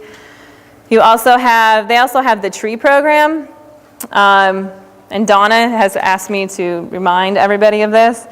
They have a program where they get trees. And if you want to do a neighborhood project to plant trees, to kind of maybe do neighborhood outreach to get more people's names, or that, some kind of activity that gets more people out in your neighborhood, you could do a tree planting project, call the Parks Department, The trees are paid for somehow, I forget. And they will do a training with the neighborhoods on how to plant the trees and what to do. They will drop them off, 3 days in advance to your actual planting day and help you get the trees planted. So there's different stipulations you have to call a Parks Department. Public Works has a traffic calming program that they accept applications on every year. So if you feel like you need traffic calming in your neighborhood, you might want to see what the program is and how to apply and when. So there's different things in city departments, and a lot of that's in the book. Yes? So isn't there something about safe routes to schools or something like that? Yes. Yeah, Phil Smith, Bicycle Ped Office and Public Works. Yes? And the police and fire departments are always wanting to come to neighborhood council meetings also. They get whatever information they have. Yep, they do. They have a bill levy on the ballot. Yeah, especially in the, but in the fire department, it might be good to talk to. They're the ones who say if a street is safe for access for them, and if a certain area is safe for them to get through. And so if you have neighborhood things, having the firefighters come out and look, they'll be on your side if they don't feel that it's safe either. So that's one way to look at the firefighters is a good resource too. Let's see. Yes, Nathan. When I was taking my bus tour in the fall, one of the council members says he actually got a new fire hydrant for his neighborhood by asking the fire marshal to kind of do a survey of the neighborhood. Yeah, there you go. So you can ask the firefighters how they engage with neighborhoods and have them come talk about it if you don't know. Lyle? It seems like a lot of people are interested in citywide issues. Should the neighborhood ever take on that kind of thing and talk about it in the neighborhood? You can, and then, bringing it to community forum, that's what community forum's for. And community forum is really trying to find a way to make the meetings be more about all the neighborhoods. And that's the planning process that we're undergoing right now. And I think that they had some really good ideas that they came up with last meeting. And we'll be prioritizing working on 3 of those this year. So I encourage people to come next Thursday night, if you can, to vote on those. But I know that Community Forum's interested in revamping itself so that they're doing more on citywide issues and they're doing more and responding more to neighborhood councils. All right, you can also do a neighborhood survey. There's lots of different examples. Find out needs, what people like most, what people dislike most, those kinds of things. I have examples of those in the office. You can ask your city council representatives to report what's going on and maybe decide what should be presented on and who to ask. Looking at past neighborhood meetings and what people brought up and what you might want to bring forward. We talked about city departments, and then think about things outside the city. Do people need to know what's happening with the Chamber of Commerce? What activities they have going on that might be useful to your neighborhood? What nonprofits out there might be good to present in your neighborhood on something? I know like Montana Trout or Trout Unlimited is involved with the duck pond because they feel it's a good conservation effort, so Lewis and Clark might want to understand more about Trout Unlimited, that kind of stuff. And the university, what resources at the university? Is there anybody you would like to present on a project they're doing there? So just, those are different. And ultimately, just striving for varying viewpoints. So if you have a speaker who's definitely, his viewpoint is one way, and there's another viewpoint out there, trying to find the other speaker to present on that as well. So people can make up their minds for themselves. All right, so preparing for your meeting is the day of your meeting, at least a half hour before your meeting starts. And how many of you have attended a meeting and you showed up, no one's welcomed you, you're unsure of what will happen or if you're in the right place, and how many of you has that happened to? Anybody? How does that make you feel? Why am I here? So we all know it's just kind of that awkward, I don't even think, maybe I shouldn't have come, maybe I shouldn't be here, I think I'm going to go home. If it's really bad in 15 minutes, I'm out of here. That's what's going on in your head, and you're just like, So thinking about if you're showing up a half hour early to your meetings, if you're on the leadership team, and putting up signs. So we had signs up, park here, come through this door, neighborhood orientation, so you know you're in the right place. So have somebody that's at a table with a sign-in that greets you, that hands you agenda, or at least shows you the agenda on the wall. You don't always have to hand out the agenda. You can put it up on something on the wall. And let them know that the meeting will start at this time. The voting items are asterisked. These are the leadership team out here. You can ask any of us questions. Just something basic when they come in. Are there enough chairs? So setting up 10 chairs and 30 people show up, just having enough, try to guesstimate. And then agendas available. So it's really about providing a comforting, welcoming environment to promote and foster participation. We have to foster people's participation by making them feel comfortable. That's all it's about. And then running your meeting. So running your meeting includes these steps. Thinking about parliamentary procedure, utilizing Robert's Rules of Order. You can utilize something else if your team chooses to in your bylaws. You just have to say which, and I don't even know what else is out there. You just have to say what that is. Privacy we'll talk about a little bit. It doesn't happen a lot in neighborhood councils. Minutes, what should be in the minutes, and then leadership team meetings. So parliamentary procedure is basically,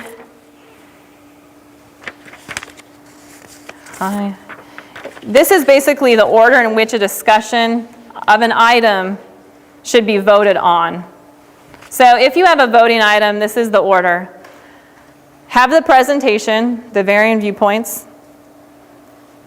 Ask for public comment on it.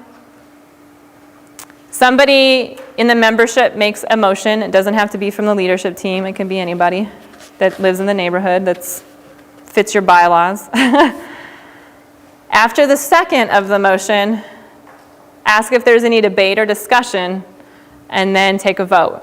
And so we'll look at each of those, the ones that are pertinent. So public comments, the presentation's made, you ask for public comment. Public comment on non-agenda items, that happens in your fixed agenda. So we're talking about public comment on agenda items right now. And like I said, you just offer an opportunity for people to come up or stand up from their chairs. Neighborhood councils are pretty informal. Standing up from your chairs is usually acceptable. And just ask them to state their name and then ask for public comment.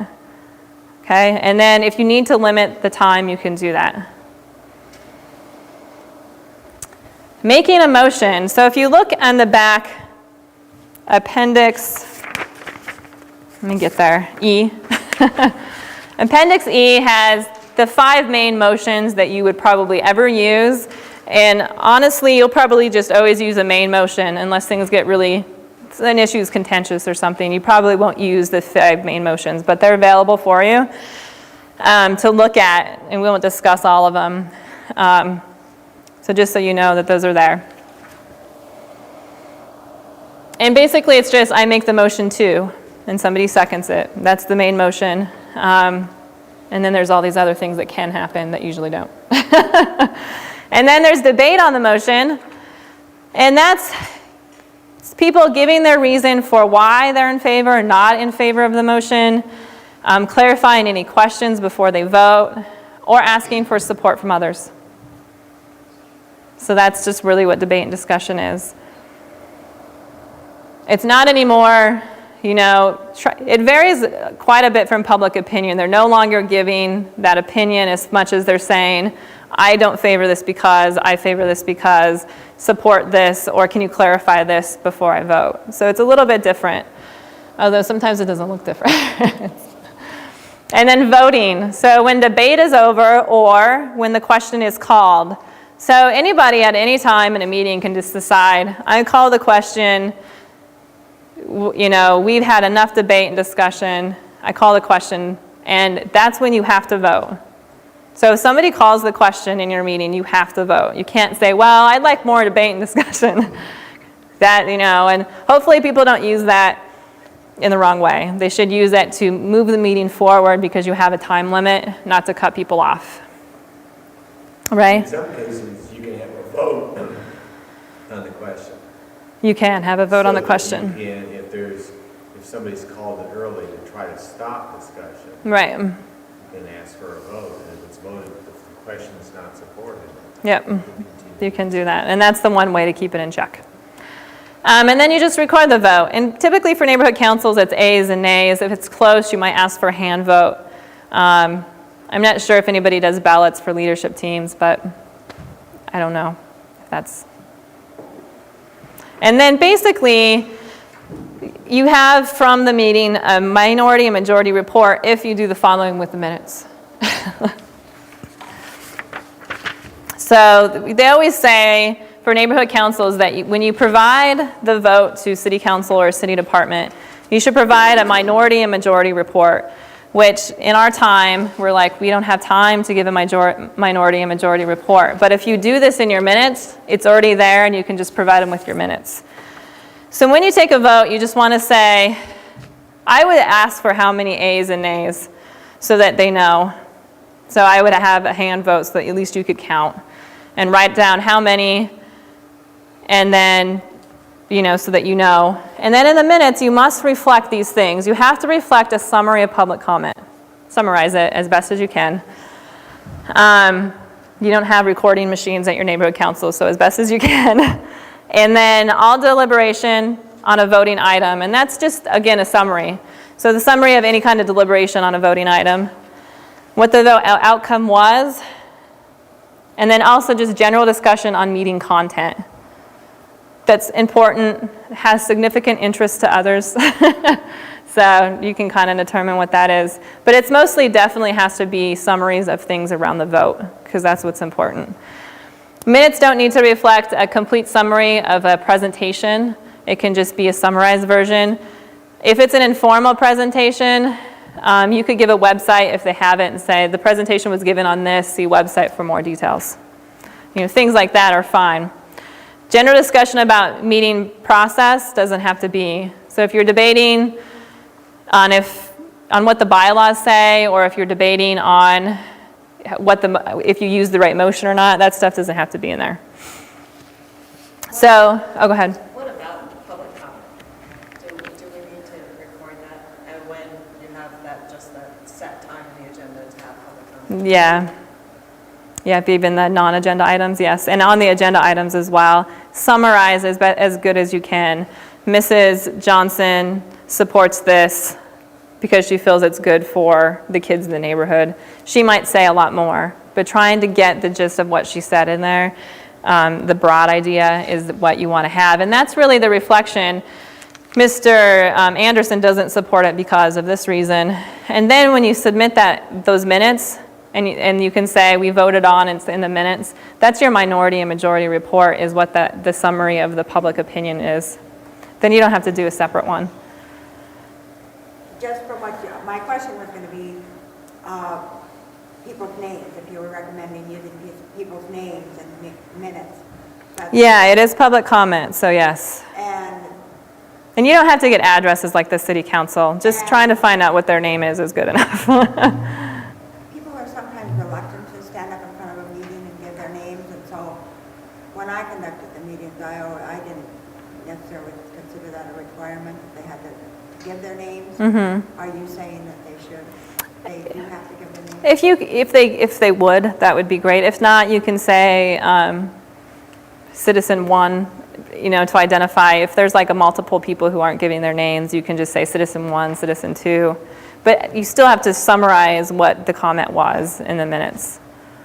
Nathan? So is that partially why you have the sign-in sheet? So when they say, hi, I'm Bob Smith, you can look whether that's Smith with an E and the end or, Yeah, you can do that. I mean, if you don't spell it exactly right, I wouldn't worry too much, but yeah. So, and then leadership team meetings, what Ray said, and so I'm just going to bring it up again, is if you vote at leadership team meetings, the vote must reflect that it was a vote from the leadership team members only. So my thought on it is really, if you can bring the issue before the public, bring it before them. Try not voting on anything that affects the neighborhood widely as a leadership team. And always say it's the leadership team members vote only. It's not representative of the neighborhood council. So, because I know that some of you use that, and it's okay, but you have to be very, very clear on exactly who voted on that. I say you should utilize your leadership team meetings to organize general meetings as you get there. And minutes must be taken on leadership team meetings. Now, this is a new one. I went to the training, and it's basically any meeting that's open to the public has to have minutes for that meeting. Some leadership team meetings do that already, and some don't. And so you have to start taking minutes for leadership team meetings, unless you're just developing the agenda, because that's just getting things ready for a meeting where people will be discussing the issues and voting on them. Hands? Are we required to file those with your office too? You are. So you'd want to email those or mail those to the office. I think we will. So that's just a thought. I know some people do that already, but for those of you that don't, you have to take minutes. And it follows the minute rule, so what has to be in it, what doesn't have to be in it. After the meeting, you just follow up on the vote. So who does that vote information go to? If there was somebody that said, I would like to see, I would like to hear more information on the zoning rewrite, contact somebody from Office of Planning and Grants to get a presenter. Update your website, and then send information, the agenda for that meeting, plus your approved minutes at that meeting to the Office of Neighborhoods, so we can file them. In summary, do those things. Does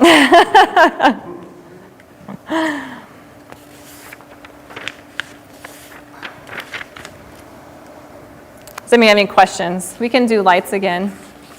Thanks, Jamie. Yes. There's signs on and in the city buses.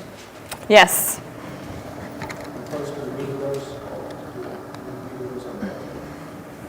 Yeah, you can, Mountain Line, I don't know, Jamie, do you know? Transit guy? I don't know if you can actually get signed in there without paying, like there's quests and whatnot, but. Well, there's like poetry there sometimes. But there's also like the county health department is having, I think that you could because you're ad hoc government. I really do think you could. So, Christine, can you write that down? Okay, can you write that down so we can check into it? Okay. Ray? We could update or I think it'd be important in the handbook to update that about the meeting minutes, since you don't know that. Did I not put it in there? Okay. Will you write that down too? To update the minutes on the leadership team. He said I didn't get it in there. Section called leadership team meetings, I don't think it says. It doesn't say that, okay. Yeah, that was part of the privacy and the right to know training, and that was they said it doesn't matter.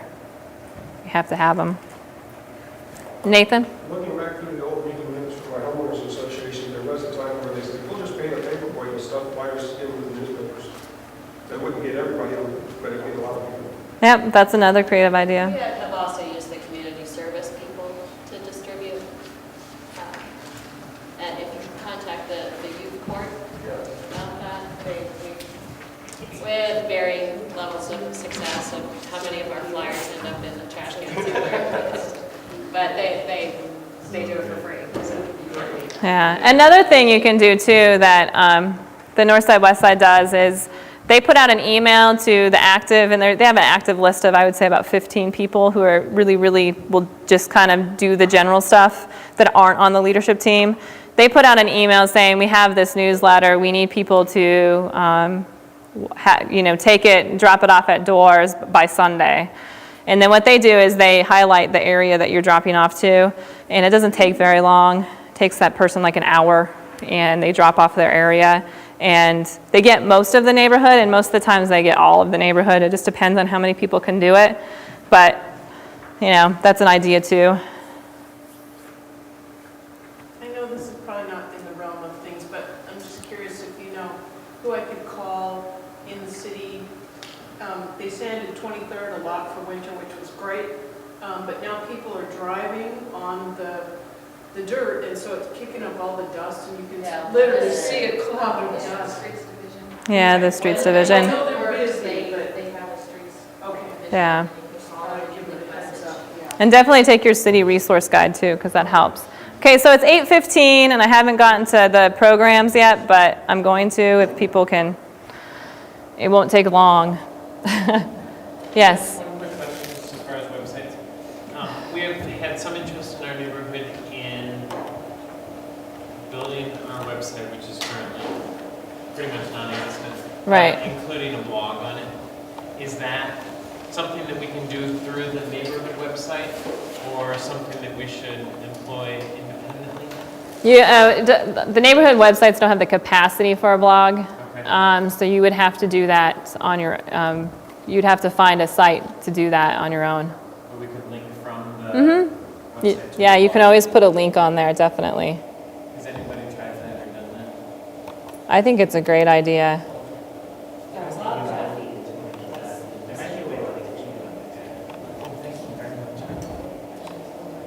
Lynette, are blogs listed on your press release? Yes. No, because most blogs have a political affiliation, and so we try not to slant one way or the other. So that's up to you if you want to post your information with blogs. Blogs are internet. For those of you who don't know, they're an internet news where anybody can be the reporter. That's a way to put it. Okay. Yes. All right, can I get lights again, Kathy? And we'll do this fairly quickly and look at some of the neighborhood council programs. Okay. So neighborhood programs that are available to neighborhood councils are neighborhood project funds. Neighborhood project funds have two different categories. They have the large project grants and the small project grants. The large project grants are up to $3,000. We send out a request for, that's supposed to be proposals, in September of each year. And then they're awarded by the beginning of each year, and you have a year to utilize the funds. An example of some large projects are some of the community gardens around town have applied for projects to get the community gardens up and running, or the composting at community gardens, or education at community gardens, those kinds of things. 8th Street in the Franklin to Fort neighborhood applied for a pocket park that they're going to be working on this summer. The gentleman who's leaving, they did a charrette for LaFrey Park, and LaFrey Park is actually going to be happening this summer, right? Some of the weed management and landscape, small steps, but they're getting there. Yeah, my fingers crossed. And outdoor cinema projector was provided for the outdoor cinema on the north and west side. So those are. Park had the triangle park project, or the labyrinth. Yeah. And there's also studies. So there's different studies that have been funded. Farview's Patty Canyon has a study on trying to figure out the likelihood of connecting a trail system through the South Hills, where property easements are at and that kind of thing. You can use it for a multitude of things, and the application is online, and that's the website, www.missoula-neighborhoods.org. What's the annual pool? 20,000. What is it? 20,000, and so you can have up to 3,000 per. So 20 for the large and the small combined, or this the large? The small is 2,000 and typically comes out of the pool of the 20. As I say. Well, no. The small grant has a total of $2,000 that it gives in $200 grants. And the large project grants have a total of basically of $18,000 that it gives in large project grants. Does that make sense? Yep. So $20,000 for the whole neighborhood project funds. So small projects are up to $200, and you can apply all year until the funds are gone. That application is also online. And basically, there's neighborhood signs people have applied for, neighborhood socials, small gatherings, that kind of thing, posters, Yeah. To Sandwich boards for new. Yeah, the sandwich boards, that's what I meant by neighborhood signs. And then the bus tour it occurs the beginning of each year in June. I think our office is scaling down to 1 a year because we're trying to make sure that we can do other things for the neighborhood like SOPs and interns. So it'll be in June, and it's basically a bus tour of neighborhoods. And the idea the purpose is to help city officials and the city council and city officials to understand neighborhood needs. And so this last year, the bus tour was on zoning, and they asked neighborhood leadership teams to identify one zoning thing they liked in their neighborhood and wanted to keep, and one thing they didn't like and why. And so because the zoning rewrite is happening right now, they'll utilize that information. And so we try to link it to something that's happening in the city to make sure the city understands how the neighborhoods feel about that particular thing in their neighborhood. So the bus tour is like to highlight your neighborhood around a certain theme. I don't know what the theme is this year. We haven't decided. And then the other program is the neighborhood training series. This orientation I'd like to give twice a year if there's a need, otherwise just once. Probably cut it down to 2 hours. It looks like maybe 2.5.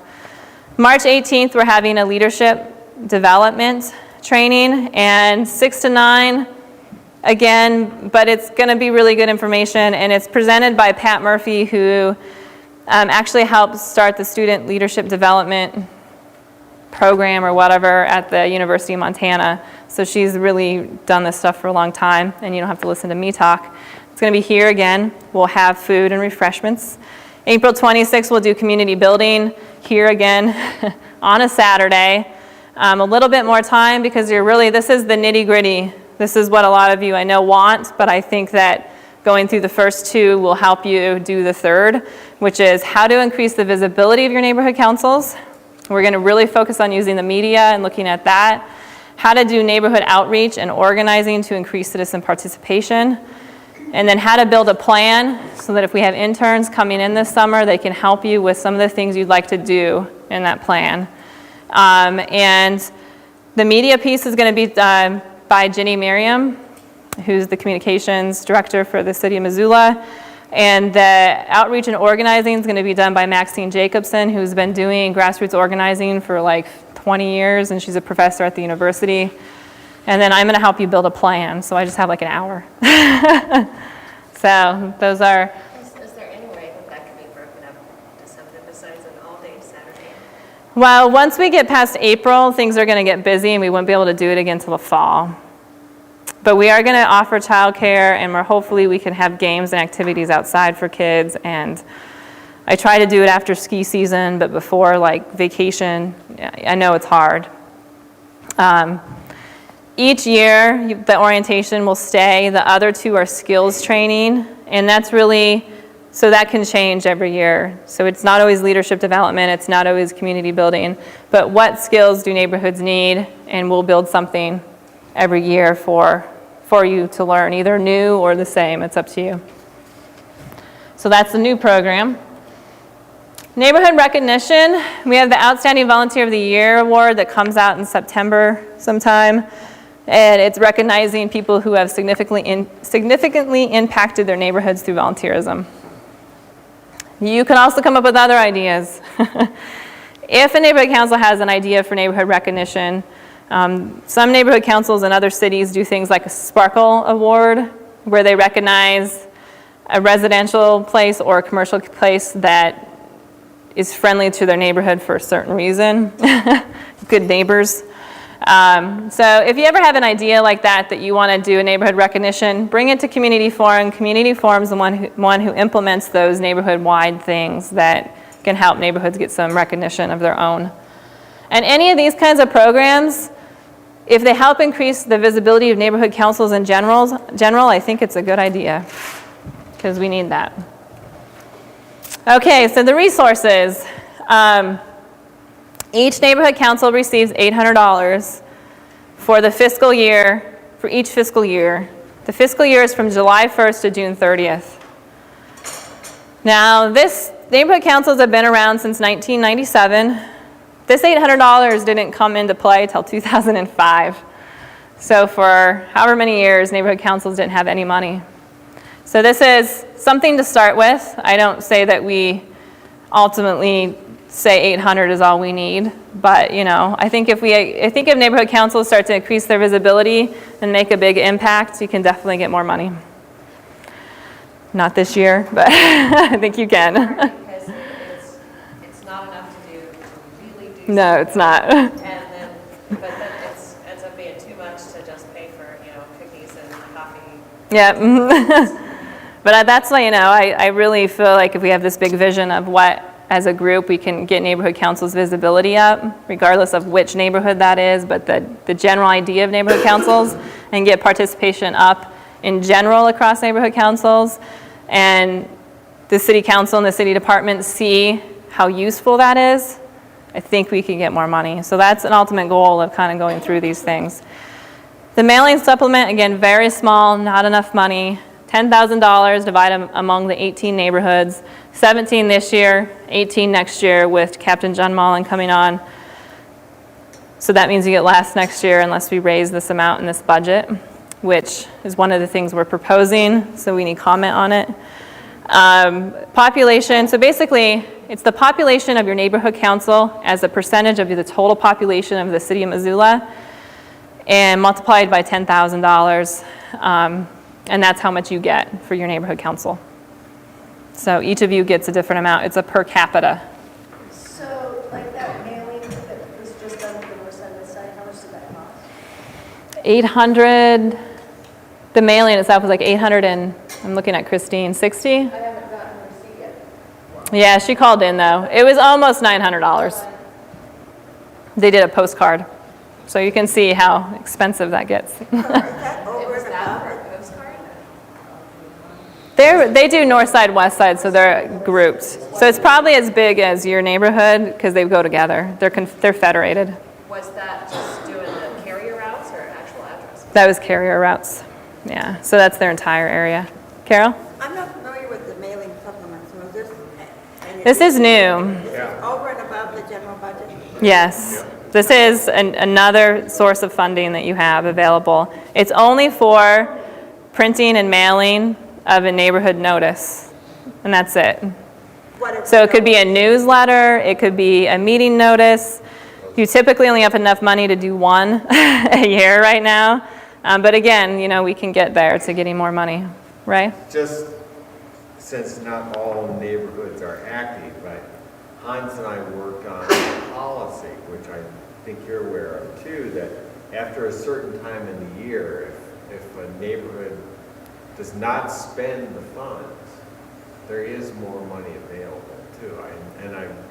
I don't think it's been voted on yet. Jump into that, but at least until there are 18 fully active neighborhoods, the pot is a little bigger than it appears to be. Yeah, and I don't think was it voted on but at a certain date yet? I think you guys still have to vote on that. Yeah, but it's a good idea because your year ends June 30th, so say the date's April 15th or something. The ones that are active have 2.5 months to utilize that money. If that money is not utilized, it just goes back to the general fund. So the neighborhoods don't get it anymore. So it's better to go to neighborhoods than to not go to them. Carol? Like our neighborhood has never mailed out notice. Yeah. We've always distributed door to door. So, I mean, just the printing costs have come out of the general budget. Yeah. Yeah, and that's what this orientation is for, so that people know exactly what exists for you, and that's why we're doing this, is so that you know what's out there for you to utilize. And we can talk more about your mailing budget and how to access it. And actually, there's a utilizing funds SOP in how to send a mailing is in Appendix C. Utilizing neighborhood funds, that's the budget or the mailing supplement, is in Appendix G, so that's how you utilize those. And Appendix H is an Office of Neighborhoods annual timeline, so that you can look at the timeline of when we do things, so that you know when like the project grants are coming out or when the bus tours are, that kind of thing. So you can kind of see what happens throughout the year and plan what you might need to do around that. Basically, utilizing the mailing supplement is the same as utilizing the general budget, but telling us it comes out of the mailing budget. That's it. All right, so websites. In Appendix I is a really easy cheat sheet on how to update the website. That's how you get to the website page. If you look at your neighborhood handbook, if you look at Appendix I, it's the very last one. It's 3 pages. And you look at the very first I1. This is what the website looks like when you get into it. And so what I've done is created 1 through 5, or 1 through 6. The dots on here, 1 through 6, are not on the website. This is so that you can follow along when you're trying to update it. And then the next 2 pages say how to update given 1 through 6. So this is a visual. So if you want to figure out how to upload files, you go to number 2. If you want to figure out how to upload images, you go to number 3. How to update pages, you go to number 5. And that's how to order your pages, you go to number 4. So that's, it's pretty easy, and then you can follow the instructions from there. For those of you who haven't done your websites for a while, you're going to need to call our office and get your username and password so that you can get into it. So just call our office, and I think only I can look those up. I don't think Christine knows how to. Have they changed? No, we don't change them. So unless you ask us to, we don't change them. And then also, if somebody wants training, I can provide training. And it would take like an hour of their time. And I'm flexible. I can come at night and whatever, so. All right. So being involved has all of these rewards. You can actually, it's really fun to be a part of a neighborhood-initiated project, to meet your neighbors, something that you drive by on a daily basis and say, I helped with that. That wasn't there before. You can also be a part of neighborhood planning processes like the Franklin DeFort's infrastructure plan or Farview's Patty Canyon Park study. You get to work with city officials for neighborhood improvement, and 6 of the city council members who are currently serving have come from neighborhood councils. So it's a really good way to understand local government if you're so inclined. You get to assist the Office of Neighborhoods to improve authority of neighborhood councils, and Christine and I are very friendly. You get to meet your neighbors, and you get to have a lot of fun. It's a really good way to build community at the neighborhood level. Any questions? Can I get lights again, Jamie? Sorry. I'm giving you your exercise. Carol. I noticed that you put a notice out in the paper and offered this meeting to anyone that's in the general public. Yes. Is that still your goal for this Yes. time? Yes. Okay. And that's to help you get people engaged. And not necessarily, they don't have to be leadership team people. It's really good for people who are members of neighborhood councils that don't know that they're members to know that the system is here, that they can be involved in, to be active members. And that's to get them from just being in the neighborhood to being active and voting on things. If you can just get people voting on things, that's a huge step that you didn't have before with that person. So, like I said, I'd love to do it in the fall again if we can get more people to come and try to, I think after this summer there might be a really good opportunity to have another orientation if we get some interns helping increase the visibility. Any other questions? I have a suggestion for future town. Excellent, yes. Write this down. Because I don't have a pen. Provide people a training on kind of, conflict resolution. Okay. Because we often find that we just have personalities that have very differing opinions come down and all share at the table. And it's, as the chairperson or whoever's responsible for mediating, it's always nice to have some more skills on how to do it. Definitely, we can do that. And another item that you might want to add is how to organize all the things that come from the city. Okay. And how to save them, or what to save, Sure. what not to save. A library, so to speak. Yeah, we could do that. Nathan? Yeah, so conflict resolution skills would be very helpful for me and all the other owners board presidents out there. Okay, so that's one. That's definitely one we got. Okay. And again, you know, when you have ideas for trainings that we should be doing, if you know anybody who's really good at that, I know a mediator who'd probably do it for, we try to make sure that they get paid something, but we can't pay them their typical fees. But it's a good opportunity to have somebody who's knowledgeable about it do it. I did this one because this is my job, but I'm not going to do the rest because I'm not the expert in any of those areas or knowledgeable. I don't think anybody's the expert, but I'm not very knowledgeable in all those areas. Christine? I've heard somebody saying conflict resolution maybe amongst their own team players. There are guidelines for that. There's 10 steps to conflict resolution, and you can actually go through them. But if you want like a moderator to be aware of those things, I mean, a moderator's job is to stay on the agenda and that kind of thing, and they're really not there to let people go off and, Well, and, the people who end up being chairperson of these leadership teams are novices with those types of, or for the most part, usually not skilled in those areas, so you get kind of thrown into a situation where you've got two people sitting across the table from each other that would just as well like to come and throw with each other. Yeah. a lot of that can probably be resolved too with a little bit of Robert's Rules of Order. Just by having something to go by. And we do pretty well with it, but I think There are it's, contentious issues, and if you need a moderator for your neighborhood, I mean, trying to pick somebody who's not in the neighborhood to be a moderator might be good. If you know somebody, trying to utilize somebody from a neighborhood council that you might know and say, I know you facilitate your meetings. Could you come do ours because it's really contentious. We have some controversial issues. I don't think any of us can maintain neutrality. And since you're not from the neighborhood, could you come? I wouldn't necessarily see myself in that role, but I could if you needed me to, but I don't know that it's the best role for me, but I could. So just, those are some ideas too. We actually had a mediator provided by the Office of Neighborhoods for... Marty had said something about that, so I'll look into it. I've heard that before. Because it had become so contentious that in order to move things forward, we had to have something other than just the people that had conducted the meetings.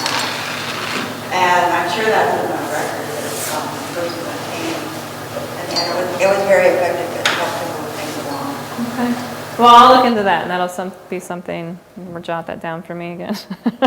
That'll be something I'll look into. Actually, maybe somebody in the city attorney's Yeah. office might be appropriate. We have a mediator program that's free to the community.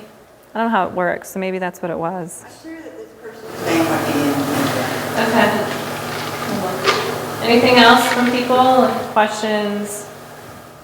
How to, Lines about the mediation. Norman Lavery of Community Circles did a presentation to Community Forum maybe 6 months ago now. okay, I get some. And he helps with Mediation. Okay. For funding, at least through the associations, for parks maintenance, we have an RSID, and, I don't know, council-wide if you need something that large, but if you ever run across the association presidents in town, I suppose you could propose an SID for... That's a dirty word. Yeah. All right. So I want to kind of get feedback on my vision. I know it's overwhelming. I'm not saying we have to start now, but my ideas of general meetings, intern help, doing some visibility stuff this summer, which would include people from neighborhood councils, all of them, signing up to come to some of the tables, sit at some of the tables. I will do some of that as well. And so what do people think about that? And I would like to see before any of this really gets put in place. My classes that I'm talking to aren't until March. So, Carol? I commend you. Thank you. You're welcome. It was long. It was. I wish we would have had this 10 years ago when I started in neighborhood councils. You do a great job of presenting the material. Your enthusiasm is fantastic, which helps a lot, because it helps, I mean, I wasn't necessarily all enthusiastic when I came here tonight, and you have to build that up. Good. So I commend you for that. You're organized. I think I really appreciate it. Thanks. What about other people with ideas about trying to build some visibility and such? Kathy? That's a good idea. Lots of people go. Yeah, I would definitely sit at the table and You hand could just out. do like hour shifts. Yeah. Yeah. I think that's I'm there. Out to lunch is also a really good crowd to hit. Maybe What's even the that? fair. What was that? Out to lunch would be a Yeah, that's lunch or Thursday night. No, Osprey does Oh, yeah. a thing with, well, they do it with our neighborhood council because I'm from the. Because you're right there. But I think they do it for any nonprofit, so that's another thing that's out there. Go for those interns. Yes, definitely. Doing some classes here, so hopefully we get some. And in public relations work, I'm new to this whole neighborhood council. To me, I thought you just sat around and wrote laws. I didn't know you actually had money to make improvements to your neighborhood. You guys don't have the family supplement yet, though. He will this coming year.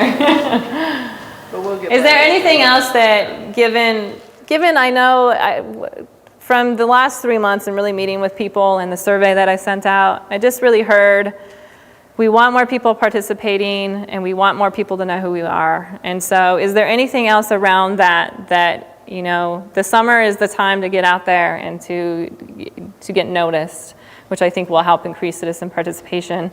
Are there ideas around that you have that you'd like for me to think about and try to figure out if we can get it going?